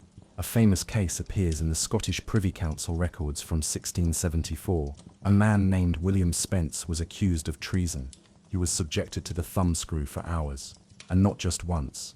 Over several days, his thumbs reportedly looked like black petals, peeled and folded. He confessed to everything, and then some. His captors noted that his tongue moved more freely once the screws did their work. Historians still argue about the exact origins of the device. Some claim it was first used in 15th century Germany. Others say it appeared in Spain during the Inquisition. But everyone agrees. Once it arrived, it spread fast, because it was cheap, portable, effective. Variations began to appear. Single thumb, double thumb, even whole hand versions. Some were handheld, some mounted to tables. In certain models, the inside was lined with sharp metal teeth to puncture as it compressed. Others had heated plates, so your fingers were cooked while crushed. Inquisitors sometimes referred to it as the whispering box, a cruel joke implying that truth whispered its way out once the bone cracked loud enough. But what really made the thumbscrew terrifying wasn't the physical damage, it was the anticipation. The first turn didn't hurt much. It pinched. The second, a burn. But by the third or fourth, your body began to panic. Your brain knew what came next. That moment, that knowing, was where many victims broke. The pain didn't have to be at full volume. The threat of pain was enough. Some torturers would add drama by pretending to stop. "That's enough," they'd say. The victim would relax, breathe, then crank. The scream that followed wasn't just from pain, it was from betrayal. And yes, thumbscrews were sometimes used in public, especially in markets or courthouses. Picture it, a man at a wooden stand, sweat pouring, hands locked in iron as the town crier reads his crimes. People watched, some cheered, others flinched, but no one forgot. Eventually, the thumbscrew faded, not from mercy, but from efficiency. As torture evolved into more psychological chemical forms, devices like this were deemed unreliable, too messy, too dependent on the torturer's mood. But make no mistake, it didn't vanish completely. In some regimes, even into the 20th century, similar tools were used. Not always called thumbscrews, but the principle remained: focus pain. Make it small, make it inescapable. And honestly, it's not gone even now. Ever had a moment where you felt like the pressure kept building? That something invisible was closing in on you, slowly, silently, that your world was shrinking to the size of your hands? That's the modern thumbscrew. We wear it emotionally, economically, socially, a slow twist here, a turn there, until we feel crushed, confined, willing to say anything just to make it stop. So hold your thumbs tonight, wiggle your fingers, appreciate the ease of movement, the freedom of softness, because once upon a time, a crank and two metal jaws could turn your hand into a confession, and your silence into someone else's success. If the thumbscrew whispered pain into your fingers, then this next device spoke directly to your neck. It was quiet, minimal, and eerily intimate. All it took was one twist, and a lifetime ended. Let's talk about the garrote. Unlike other torture instruments that drew blood or sparked spectacle, the garrote was about suffocation, about slow pressure, about finality that unfolded just slowly enough to send a message. At its simplest, the garrote was a wooden post with a seat, a metal collar, and a screw mechanism. The victim was seated upright, restrained, and their neck fitted snugly into the metal collar at the back of the post. Then, behind the neck, a spike or metal bar was aligned with the spinal column. When the crank was turned, the collar tightened and the spike pressed in. With every rotation, your breath shortened, vision blurred, bones strained. Eventually, the windpipe collapsed, the vertebrae snapped, or, if the torturer was particularly skilled, both death by garrote wasn't quick, it wasn't clean, but it was quiet. That silence made it perfect for political executions. No blood spraying, no limbs flailing, just a last breath drawn against cold steel. The garrote has an especially long and unsettling history in Spain, where it became a state-sanctioned execution method well into the modern era. As late as the 20th century, yes, the 1900s, Spain still used the garrote as its official method of capital punishment.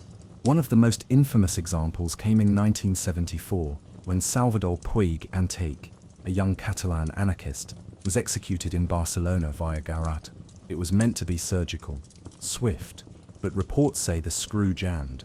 Salvador struggled for over 6 minutes before dying.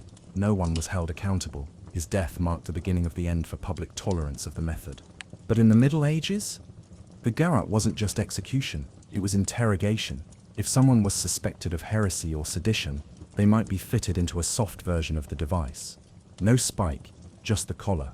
The pressure would be applied slowly, threatening suffocation, then released, again and again, until words spilled out like breath finally granted. Historians still debate whether the garrote originated in ancient Rome or the Islamic world, but by the 14th century, it had become a favored tool across southern Europe. It was seen as civilized compared to drawn and quartered horrors. There were even legal codes detailing its use. How many turns, how tight, when to apply relief. Torture with rules. How noble. One variation involved a retractable spike that could be snapped into the spine with a lever that was called the garrote vil, the vile or cruel garrote. It was fast, deadly, and utterly inescapable once applied. And what about the victims? They weren't always criminals. Sometimes it was political opponents, sometimes dissenters, sometimes people who spoke the wrong truth too loudly. You didn't need to steal or kill, just inconvenience the wrong person. The garrote made you disappear without a mess. The body slumped forward, eyes open, lips slightly parted. A judge could then nod solemnly. Justice, they'd say. But there's another side to this, the dignity it was sometimes granted. Unlike flaying or crucifixion, garroting was seen as clean. Some nobles requested it over beheading. Others saw it as a way to preserve the body for burial. In this upside-down moral code, slowly breaking the neck with a screw was somehow merciful. It's odd, isn't it? How we measure cruelty by how much blood is left behind. Eventually, most of Europe abandoned the garrote. France chose the guillotine. England, the rope. But Spain kept the garrote legal until 1978. The last execution was performed just 4 years earlier. Today you can find garrote in museums, upright, dusty, iron collars open. Tourists lean in, tilt their heads, wonder how it worked. Some take pictures, others whisper, "Can you believe they used this?" Yes, they did. Because the garrote wasn't about chaos, it was about order, controlled violence, quiet death. The state didn't have to shout, it just had to turn the screw. So the next time life feels tight around your neck, pressure's mounting, air growing thin, just be thankful it's metaphorical. Because once upon a time, pressure wasn't a figure of speech, it was a sentence. Now after the garrote's cold, precise finality, you'd be forgiven for thinking medieval inventiveness had reached its peak, but you'd be wrong. Because next comes a device that looks like it belongs in a kitchen, but was designed for a much darker recipe. Meet the lead sprinkler. Sounds harmless, right? Like something you'd use to water flowers. But this sprinkler wasn't for nurturing life. It was for melting it. The lead sprinkler was a small metal vessel with a perforated rounded end, essentially a medieval ladle with holes. Torturers would fill it with molten substances, usually boiling lead, but also tar, pitch or oil. Then once the metal reached a blistering liquid state, the torturer would sprinkle it over the victim, one drop at a time, on the chest, the arms, the legs, and most horribly, onto the face. No slicing, no stretching, just the sound of bubbling liquid meeting flesh, the hiss, the scream, the searing, and the smell: burnt hair, scorched skin, iron smoke. It wasn't just pain, it was obliteration by degrees. This wasn't just about agony, it was about transformation. Victims didn't just suffer, they were disfigured. Unrecognizable. That was the point. To leave a mark so horrific that even in death, the body told a story. This one defied us. A documented case from 1481 in northern Italy details a man accused of consorting with the devil. His sentence: a public anointment of molten pitch and lead. According to a friar who wrote about the event, the skin melted from him like candle wax. The crowd looked away before the priest did. Historians still argue whether lead was always used, or whether softer metals and oils were more common. Lead melts at 621 Fifter, 3227 Trace, so it's plausible, but difficult, and dangerous for everyone involved. Pouring it wrong could backfire. Accidental burns weren't uncommon, but none of that stopped its use. In fact, it was considered a refined method, particularly by the Inquisition. The controlled size of the vessel meant the pain could be distributed evenly or targeted. Want someone to confess? Drip a single scalding drop onto the inner thigh. Still stubborn? A few more on the stomach, the eyelids, the mouth. In some cases, the lid sprinkler was used symbolically. One drop on the forehead meant as a blessing of purification.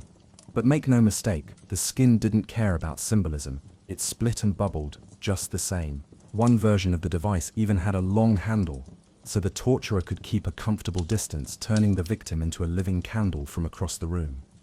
And if they died, so be it. The confession could be written afterward. Truth was flexible, skin was not. And here's where things get even darker. Molten lead doesn't just burn the surface, it seeps, it clings, it keeps burning long after contact. A single drop could bore through muscle. If it hit the eye, instant blindness, the ear, a sizzling hiss, then silence forever. By the 17th century, the lead sprinkler had largely faded. Why? Simple. Logistics. Molten metal requires fuel, time, and skill. Faster methods were gaining popularity, but it never really disappeared. In fact, there are whispers, documented in 20th century war tribunals, that similar methods were revived in secret police interrogations. Molten wax, scalding oil, boiling, plastic. Because pain is portable, it doesn't need an era, just intent. Even today, you'll see this tool in museums, often misidentified as a spice shaker or incense diffuser. It's quiet, small, almost delicate, but that's part of the horror. The lid sprinkler doesn't look terrifying until you realize what went inside. So next time you're near a stovetop, watching something bubble and hiss in a pan, remember, it's not the fire that's the threat, it's what's carried in the ladle. At this point, you've been roasted, shredded, boiled, and broken. But medieval ingenuity didn't stop at simply hurting you. No, some devices were built for maximum humiliation, targeting your dignity, anatomy, and spirit in one grotesque package. Let's talk about the wooden horse, also known as the Spanish donkey. And trust me, no one ever rode this creature and lived happily ever after. The concept is simple, and that's what makes it devastating. A narrow, triangular beam. Think of an upright plank with its top edge sharpened to a fine edge. Victims were forced to ride the beam, straddling it with their legs on either side, naked or in thin linen, so that their full body weight pressed their most vulnerable anatomy, groin, inner thighs, directly down onto the razor's edge. No blood.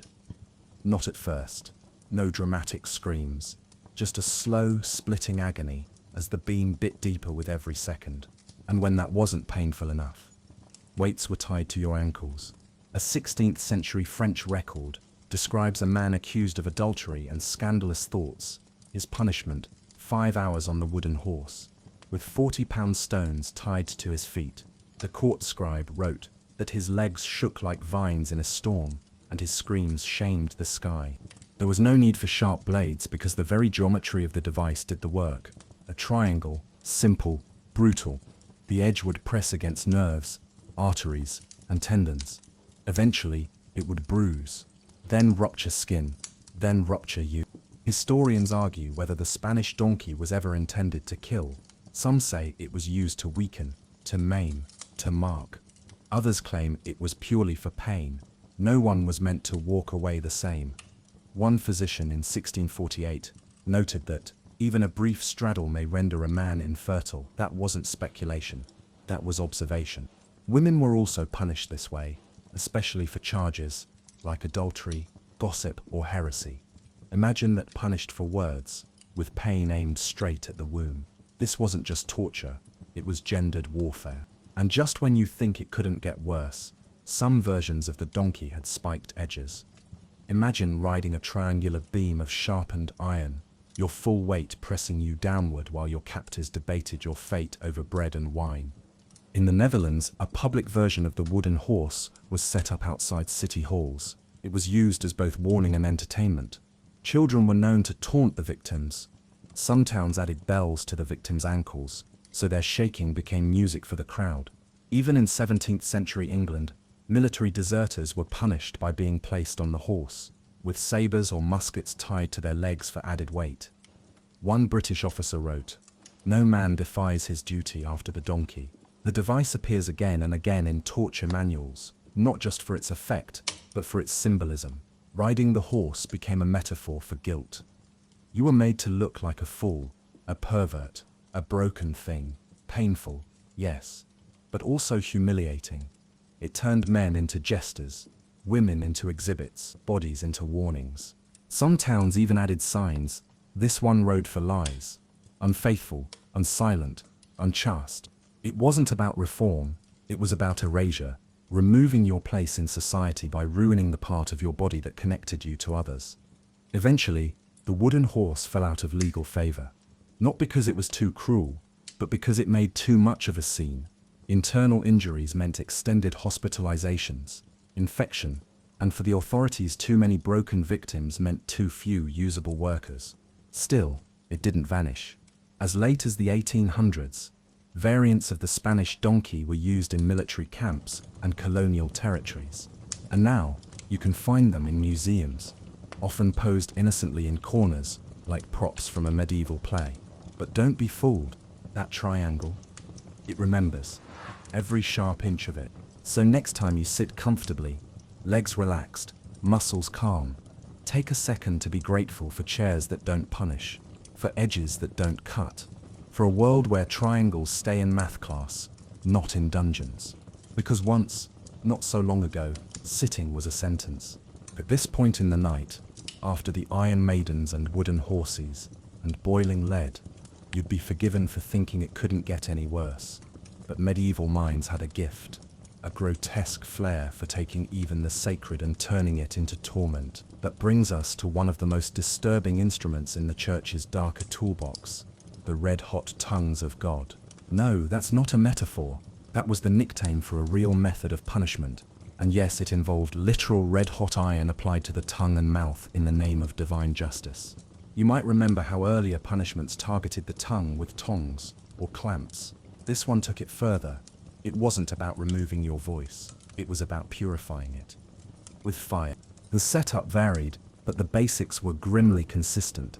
A long iron rod, often shaped like a thick spoon or a two-pronged fork, was heated in a brazier until glowing. The accused, usually a blasphemer or heretic, was restrained and their mouth pried open, sometimes with wooden blocks or iron gags.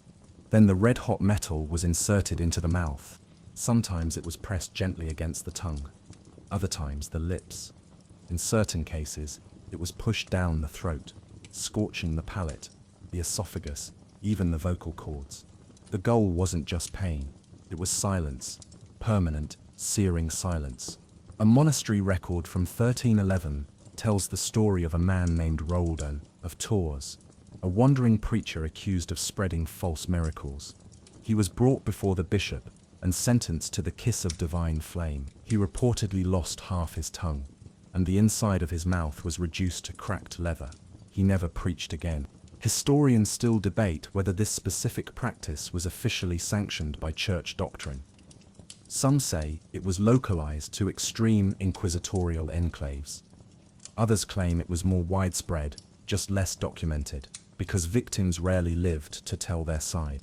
There's also an open question about the origin of the nickname Tongues of God. Was it sarcasm?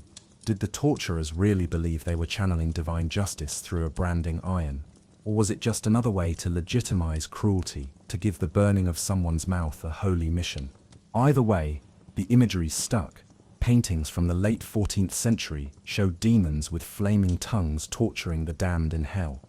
Those same motifs started showing up in actual trial records. One inquisitor in Valencia referred to fire as God's patient scalpel, and it wasn't just for heresy. Accusations of blasphemous thoughts, mocking a priest, or even laughing during Mass could earn you the tongue treatment, especially if you were poor, or foreign, or female. And if you think this was just about the act, consider the aftermath. A victim with a charred mouth couldn't eat properly, couldn't drink, couldn't speak. Infection was almost guaranteed. Death came slowly, or worse, didn't come at all. You lived, mute, disfigured, marked. A walking sermon against rebellion. One man, sentenced in 1403 for claiming the Virgin Mary was just a story, was forced to carry the iron that burned him, like a relic, tied around his neck, blistered hands barely supporting its weight, a portable reminder of his sin. By the 1600s, the practice declined, not because people became less cruel, but because medical scholars started pointing out that cauterizing someone's mouth made them too difficult to interrogate later. You can't get useful answers from a man whose jawbone is half melted, and yet, the idea never really left. Even today, Speech is still punished, just not always with fire. Silence is enforced in subtler ways now. Online mobs, legal threats, social erasure. The tools are different, but the instinct is the same. Shut them up, especially if they challenge power, or tradition, or God. So the next time you say something unpopular, something that makes people bristle, remember, in another era, a red-hot rod might have met you halfway. And thank whatever mercy we've managed to preserve that your tongue is still your own. For now, if the red-hot tongues of God taught you to fear fire in the mouth, this next invention makes you fear the very air around you. It wasn't loud. It didn't involve spikes or ropes. Instead, it dangled above you, sharp, silent, and inevitable. Let's talk about pendulum torture. This one doesn't get the same spotlight as the Rack or the Iron Maiden, but in terms of raw psychological devastation, it belongs at the top. You weren't flayed or burned, you were weighted to death. Imagine being strapped to a wooden board, arms and legs bound tightly, over your chest, suspended from a frame or ceiling, a massive, curved blade hung on a rope. It started high enough that you could barely see its shimmer, but every few minutes, it lowered, just a little, just enough for you to notice. Now imagine that blade swinging, back and forth, slicing the air, slicing time, lower with each pass. A slow-motion execution. The first few swings don't touch you. They're just a whisper above your skin. But the next day, a nick. The next hour, a line of blood across your torso. The next moment, you stop counting. This method was made infamous by later literature, especially in Edgar Allan Poe's The Pit and the Pendulum.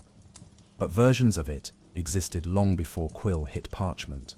Spanish inquisitors allegedly used the pendulum as a psychological tool before it was a physical one. Even when the blade wasn't real, the fear was, the setup alone was enough to make men confess. Because here's the genius, if we dare use that word, the pendulum was slow.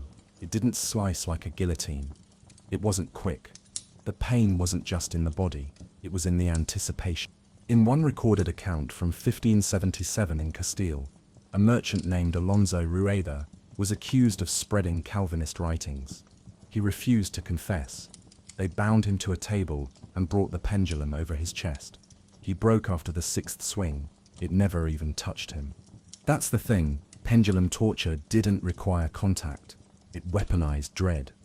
The body held still, the mind thrashed wildly. But it wasn't always symbolic. In more extreme versions, the blade was real. It descended inch by inch until it grazed the flesh, then dug deeper, then passed clean through, slowly slicing through the sternum, the lungs, the ribs. You wouldn't scream the whole time. Eventually, your vocal cords would rupture, your lungs would collapse, silence would win. Some devices added weight to the pendulum tip, making the slice less precise, more crushing. Others left the blade dull, so the victim would bruise and bleed, but not die immediately. You'd feel the bone bend before it broke. That's not justice, that's theater. Historians still argue whether pendulum torture was widely used or exaggerated in later retellings. But enough sketches, references, and architectural remains suggest it was at least designed. Whether or not it was used often is almost beside the point. The idea of it was terrifying enough to keep people obedient. The pendulum wasn't just a blade, it was a clock. A reminder that time was your punishment. You weren't just being executed, you were watching yourself being executed. And like all great tortures, it left no clean story behind. If the victim survived, if they confessed, the rope was pulled back. The blade stopped swinging. But the trauma didn't. How do you unsee death's metronome? Eventually, pendulum torture faded, partially because of Enlightenment reforms, partially because it was logistically annoying. You needed space, a ceiling, time, and ironically, most torturers preferred methods that didn't require so much patience. Still, the idea persisted. Poe resurrected it for fiction. Filmmakers turned it into a horror staple. And even today, it remains a symbol of creeping doom, of punishment you can't stop, of death that doesn't rush, but strolls toward you in rhythm. You've probably felt it too. That slow dread, The ticking clock before a verdict. The drip of anxiety. The swinging blade, just a little closer each day. So tonight, be thankful that the only pendulums you face are on clocks. That your breaths aren't counted between swings. Because once, long ago, people didn't run from death. They lay beneath it and waited. By now, you've seen torture as theater, as tool, as twisted ritual. But what if it wasn't any of those? What if it was just a chair? No gallows, no pit, no swinging blades, just a place to sit. And yet, this seat was anything but ordinary. Let me introduce you to one of the most unnerving instruments of medieval cruelty, the iron chair, also known as the Judas chair. At first glance, it looks like a crude throne. Iron back, iron seat, armrests, leg braces, regal in the worst possible way. But look closer and you'll see them, spikes, hundreds of them, lining every surface. Each spike carefully placed so that the moment you sat down, they greeted your flesh. Not long enough to kill, just long enough to hurt. Constantly. The idea wasn't to impale, it was to embed, to press metal into the skin until it bled just enough. You didn't sit on the iron chair, you bled into it. Now imagine being strapped in, your wrists tied to the spiked armrests, ankles buckled down against metal forms, a chest band tightened to keep you upright. Breathing became a decision, moving was agony, even staying still hurt because your own weight kept the spikes burrowing deeper. Oh, and some versions were heated. Yes, a fire would be lit beneath the seat, slowly, gently, because what's better than spikes? Scalding spikes. The chair would radiate heat, roasting flesh from the inside out, while the spikes kept you pinned. You'd scream, but that just made the chest band dig in harder. You'd shift, but that drove the metal deeper. You'd sweat, but that only made the burns bubble faster. This wasn't just torture, this was containment, a human microwave with nails. A German record from the late 15th century tells of a man accused of poisoning a noble family. He was placed in a heated iron chair for 3 hours. He confessed in 20 minutes. His body was a hive of holes and blackened flesh. He died days later, not from the heat or blood loss, but from infection. Slowly, alone, exactly as intended. Historians still argue whether the iron chair was ever intended to kill. Some say it was meant only to terrify, to get confessions fast and visible. Others insist it was symbolic, a throne for those who defied power, a mockery of control. You wanted a seat at the table. Fine, have this one. And women weren't exempt. In witch trials across France and Germany, accused women were seated naked on the iron chair, in public squares, not to die, but to be seen. A warning wrapped in flesh. Children were brought to watch. Merchants paused their trade. Everyone was reminded what happens when you don't follow the script. And the worst part? Sometimes they survived. Many did. The chair didn't always kill you. That was the point. You were released, disfigured, scarred, a visual sermon on what happens to liars, heretics, and rebels. You became the lesson. Eventually, the iron chair fell out of use. Not because society grew merciful, but because newer devices were quieter, cleaner. But even as the real chairs disappeared, their reputation lingered. Paintings, woodcuts, music. The idea of sitting, just sitting, being a death sentence has haunted our imaginations ever since. You probably know the phrase, "take a seat." It's comforting. It suggests safety, rest, conversation. But for centuries, it could mean the opposite.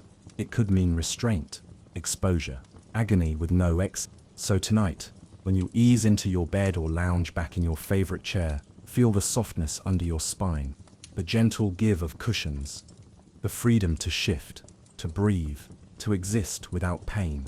Because once upon a time, a chair didn't offer rest. It took it.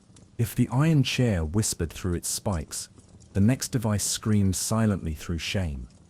We've reached one of the strangest entries in the medieval catalogue of cruelty, not because it mangled flesh, but because it mutilated the soul. Its name, the shame mask, or more dramatically, the mask of infamy. You won't find bloodstains on this one. No screws, no burning iron. But that doesn't mean it spared its victims. In fact, in some ways, it cut deeper than the blade, because the wounds it left were social, psychological, and permanent. The shame mask was exactly what it sounds like. A mask made of cold, heavy iron, molded into grotesque caricatures, wide, gaping mouths, pig snouts, horned brows, bloated cheeks. The idea wasn't to conceal your identity, it was to exaggerate it, make a public joke out of you.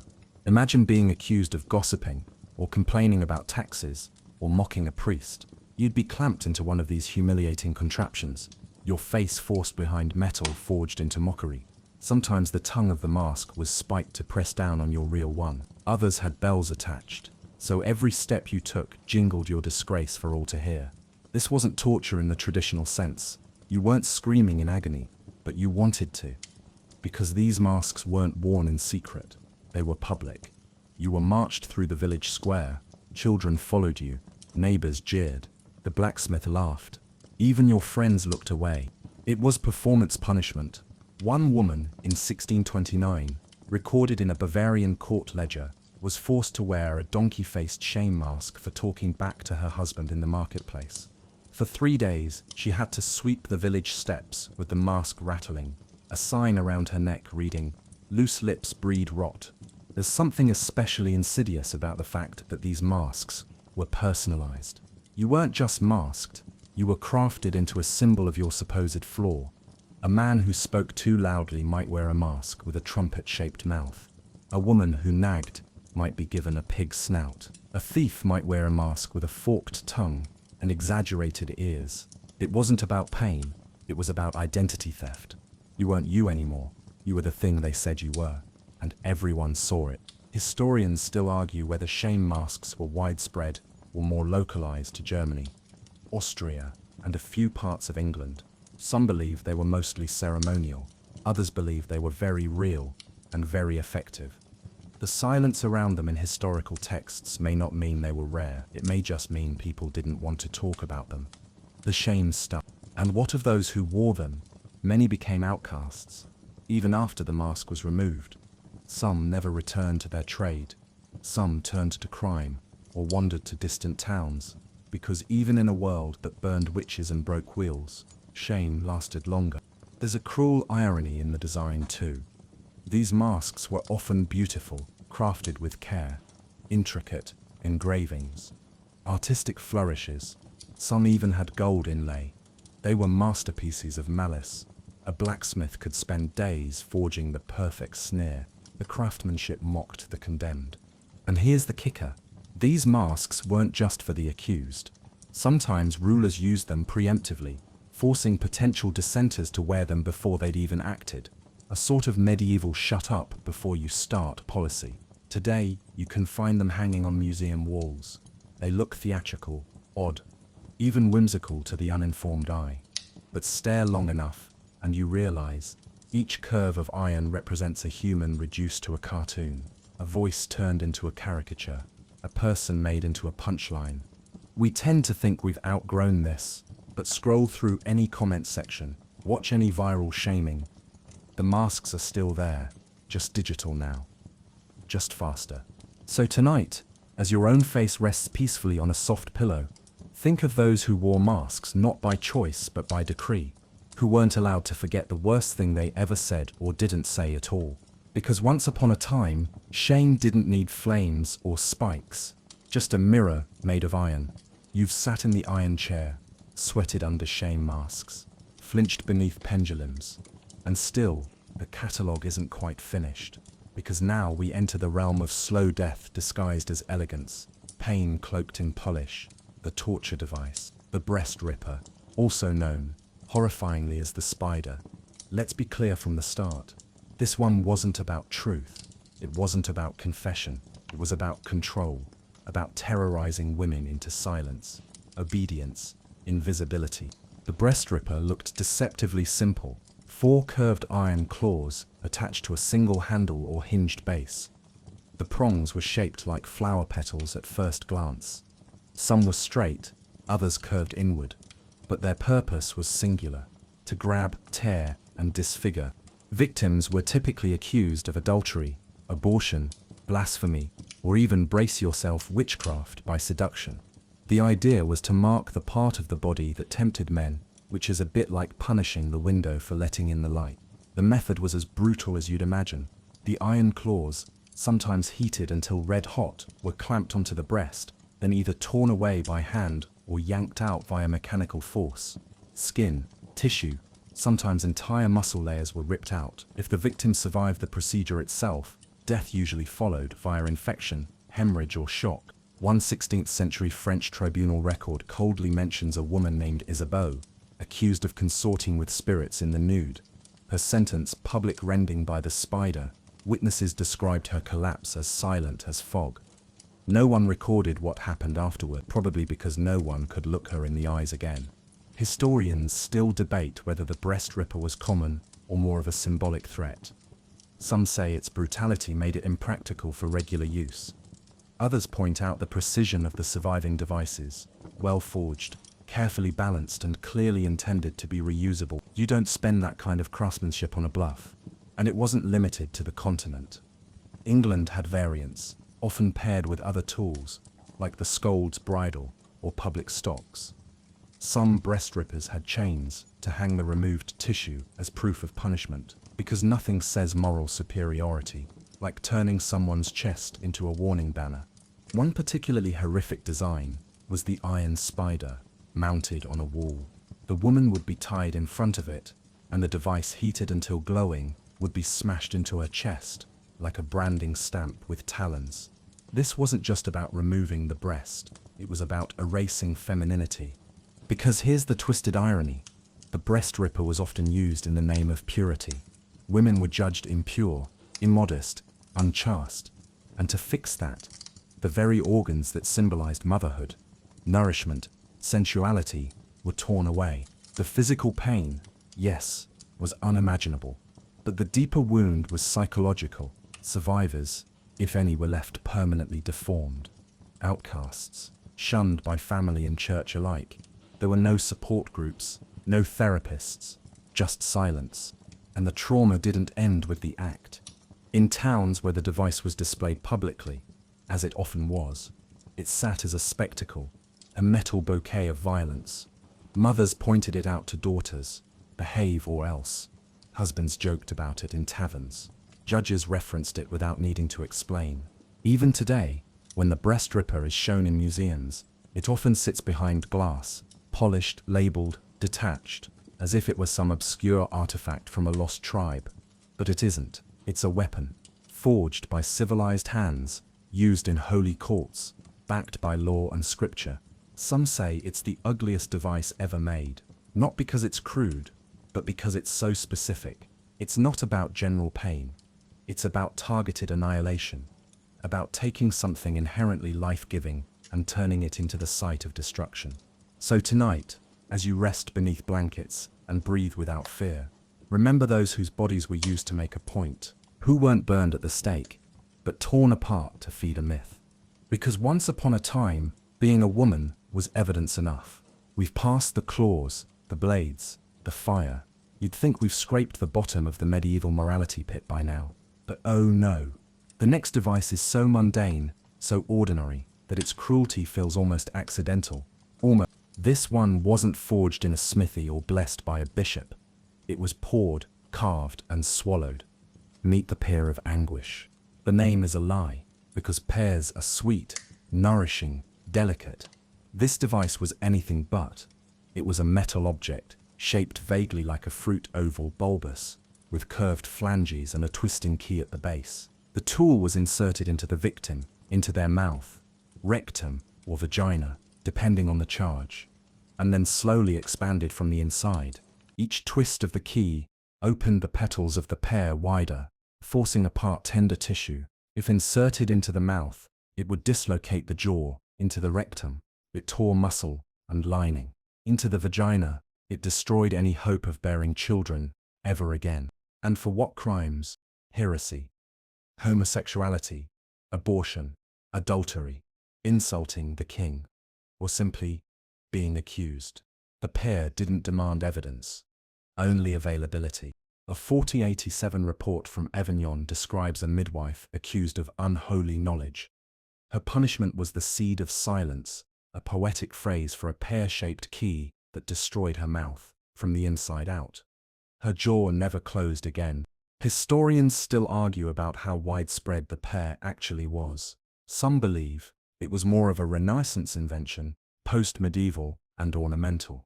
But even if that's true, its design suggests an earlier, darker birth. Several versions survive today in European museums. Each finely made, grotesquely functional. Some pears were simple, with 4 petals, others were barbed, engraved, even gilded. One infamous model from Nuremberg bore Latin inscriptions on each petal. Prayers, supposedly. Imagine a device meant to split your mouth open, blessing you as it did. And that's the real horror of the pear.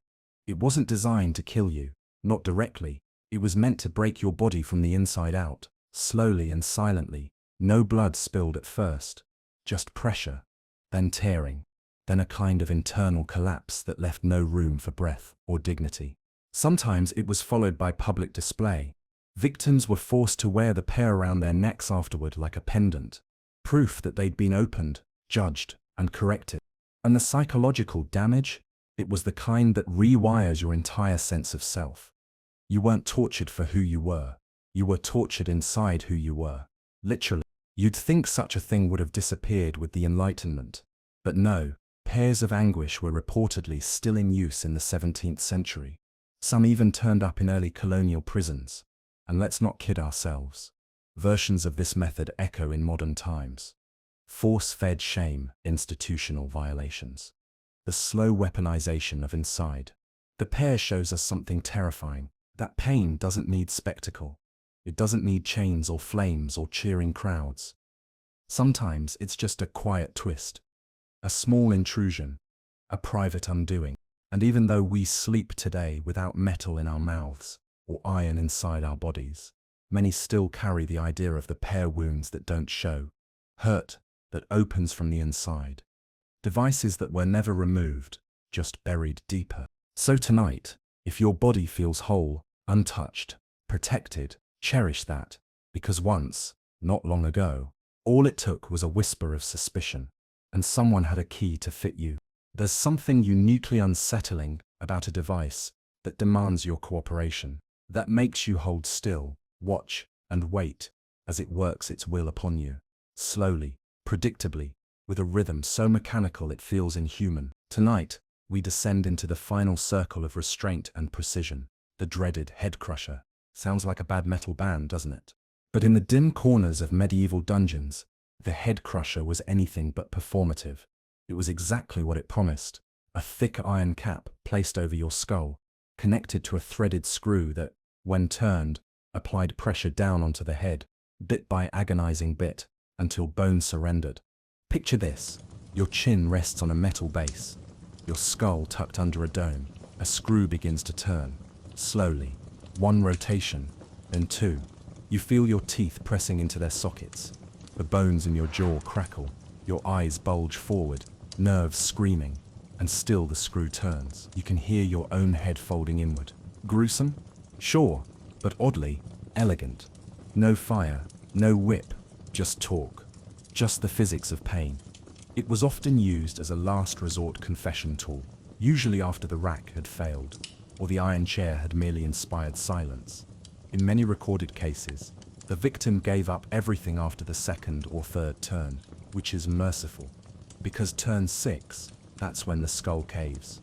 A 14th century inquisitorial logbook from Florence recounts the case of a man named Marco della Tesa, accused of harboring forbidden texts. He was invited to the head crusher after claiming innocence under oath. They say he confessed midway through the 2nd turn. They also say he never remembered what he confessed to afterward. That's the horror here. It wasn't just death, it was erasure. Your face crushed, your mind lost. Even if you lived, the pressure often caused blindness, hearing loss, or permanent brain injury. You didn't walk away, you shuffled. And it wasn't always about guilt. Sometimes the crusher was used for minor dissent, rumors, suspicion, the mere possibility of rebellion. That's the problem with a tool that doesn't leave blood. It looks clean, bureaucratic, efficient. Some head crushers had little troughs beneath them to catch the excess. Spinal fluid, eye matter, the occasional tooth. They called it a surrender. One French model even had Latin inscribed along the crank handle, veritas, imprestura, truth in pressure. Historians still argue whether the head crusher was ever common.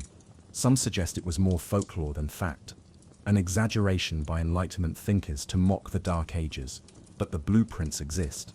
Surviving specimens sit in museums, and the mechanical logic is terrifyingly real. You don't need imagination to make it work.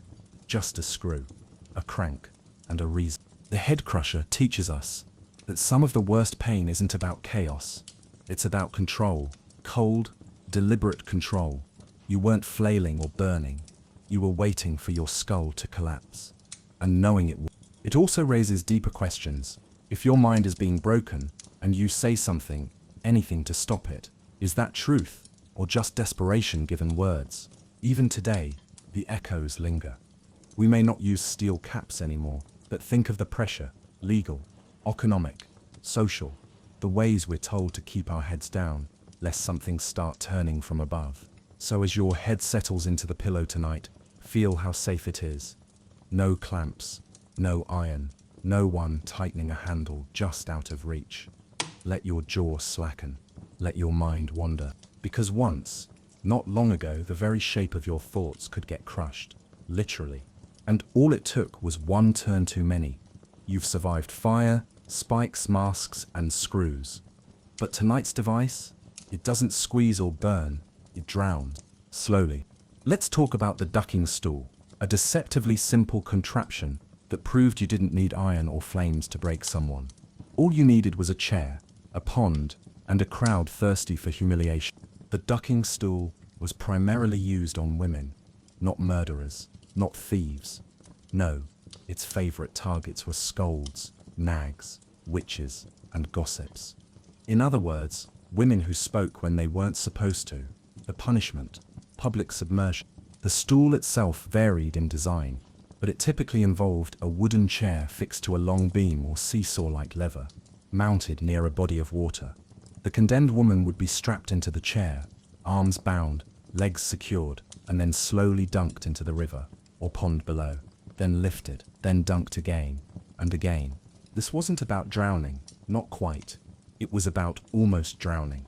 Each submersion drove water into the mouth, nose, and lungs. Panic set in, muscles flailed, the body convulsed, but the onlookers, they cheered. Because this wasn't just punishment, it was entertainment. In a 1634 entry from the town of Ipswich, a woman named Agnes Pennyweather was condemned to the ducking stool for quarrelsome behavior. Witnesses said she screamed the first 2 times under, begged on the 3rd, and lost consciousness by the 6th. She survived, but she never spoke in public again. And that was the point. Ducking stools weren't designed to kill. They were designed to correct, to shame, to soak the spirit as much as the body. Some had wheels so they could be rolled into town squares. Others were permanently fixed on riverbanks, like grim amusement rides waiting for the next ticket. And lest you think this was just a British or French peculiarity, nope, variants existed in colonial America too. In Massachusetts, Connecticut, Virginia, yes, the land of the free, some records show ducking continued into the early 19th century. That's not medieval, that's yesterday. Historians still debate whether the ducking stool was more about punishment or public theatre, but either way, its effect was chilling, because it took something essential, breathing, and turned it into a privilege. And sometimes, it did kill. In colder months, victims froze. If the chair malfunctioned, they were trapped underwater. If their hearts gave out from the repeated shocks, there was no mercy. And if the crowd was especially cruel, they demanded more dunkings. To drive out the devil, they'd say, to teach her humility. But let's get real. Humility wasn't the goal. Silence was.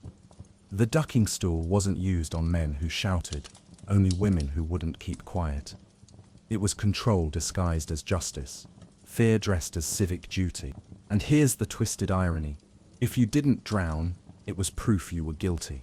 Just like the infamous witch trials, where floating meant witchcraft and sinking meant innocence, but also death. A lose-lose in a waterlogged trap. Today, ducking stools sit in museums, cleaned up, smoothed out. Some even allow tourists to sit in them, as if they were quaint relics, as if no lungs were ever filled with cold pond water in desperation, under the jeers of neighbors. But make no mistake, the chair remembers. So tonight, when you drink a glass of water, or feel warm mist on your skin, remember the difference between choosing to get wet and being forced under. And thank whatever stars you believe in, that no one's tying your words to a lever and dipping you until you learn to shut up. We've come this far through the darkest corridors of human imagination, across iron, fire, chains, and silence, and still there's one final device left. Not because it's the most violent, not even the most famous, but because it combined all the worst instincts into one horrifying contraption.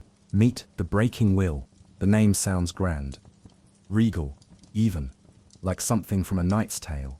But don't be fooled, this wheel wasn't meant to carry you, it was meant to break you. Literally, bone by bone. Sometimes called the Catherine wheel, it was a giant wagon wheel, repurposed not for travel, but for unmaking. Victims were strapped to it, arms and legs spread wide, and then using iron bars, hammers, or blunt axes, executioners would smash each limb along the spokes, one at a time. And they didn't aim to sever, no. The goal was shattering to pulp, muscle, and snap joints without breaking the skin too much. Because the more intact you looked, the longer the crowd could stomach the sight. A condemned man might endure 12 blows before passing out. Women? Sometimes more. They were considered tougher. That's not a compliment. One famous account from the early 1500s tells of a man in Saxony who took 17 blows before dying. His last words were simply again. That was considered bravery. But don't think the wheel was just about pain, it was about display. After the beating, the broken body was often threaded through the spokes like fabric, left out for birds, flies, children, sometimes for days. This wasn't punishment, it was decoration. And like the ducking stool, the breaking wheel was theatre. The longer the victim lasted, the louder the audience. It was a contest of agony, your will to live versus their thirst for justice. Historians still argue whether the wheel was invented in ancient Greece or came later from Germanic tribes. What they agree on is this: by the 13th century, it had become a staple across Europe, France, Italy, Spain. No borders spared you. Some versions had built-in spikes, others allowed the wheel to spin while the victim was struck, because stillness was too merciful. Spinning disoriented the victim and delayed unconsciousness. In some cases, the wheel wasn't even the execution method, it was just the second act. First was being drawn and quartered, the third, burning. But perhaps the worst variation was what they called the mercy blow. One final strike to the chest or neck, delivered only if the audience deemed you worthy, if you repented, if your family bribed the right priest. If not, you were left broken, still breathing, staring up at the birds. And yet, the wheel endured for centuries.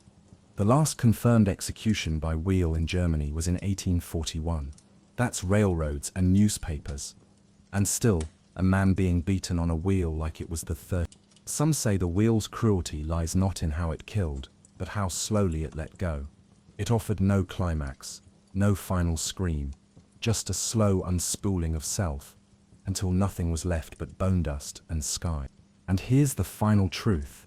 Every device we've explored, every spike, screw, chair, or chain, wasn't just about control, it was about fear, about teaching generations to obey, conform, and disappear if they dared to ask why. So, tonight, as you close your eyes and feel the softness beneath you, know this: your body is safe, your voice is your own. No one's dragging a wheel into the square for you. You are whole. Because once, not so long ago, the price of disobedience was every bone in your body cracked into memory. And the wheel, it never stopped turning. You made it. Through iron masks and fire-heated claws, through screaming gears, silent cranks, and bloodless humiliations, through every cruel tool designed not just to hurt the body, but to rewrite the soul. But now, we breathe again. Let's slow things down. Let the iron doors of the dungeon swing shut behind us. Let the chill of stone fade into the warm hush of your room. No chains, no screaming crowds, just the hush of your own breath. Steady and soft. You're not on a rack. You're in your bed, and no one's turning the wheel. Think about how far we've come, not just in miles or centuries, but in how we treat one another, in how we can treat one another. Sure, the world still has its dark corners, but there's light now too. Empathy, understanding, laws made to protect instead of punish, and even though we're not perfect, we're better than wheels and pears and chairs that cook you alive. So take this moment, not just to rest, but to feel safe. Let your muscles loosen, let your jaw unclench, let your thoughts drift to softer things, a flickering candle, a faraway forest, the quiet lap of waves against a shore. And as the final echoes of iron fade into silence, let your body melt into the mattress. Let your thoughts tangle like ivy in sleep. There are no watchers here, no judges, just you, just peace. No one's coming for your voice. No one's reaching for the crank. You're free. And in this quiet just before sleep takes you, remember this. The world is still healing, and you, by resting, by remembering, by choosing kindness, are part of that healing. Good night, friend.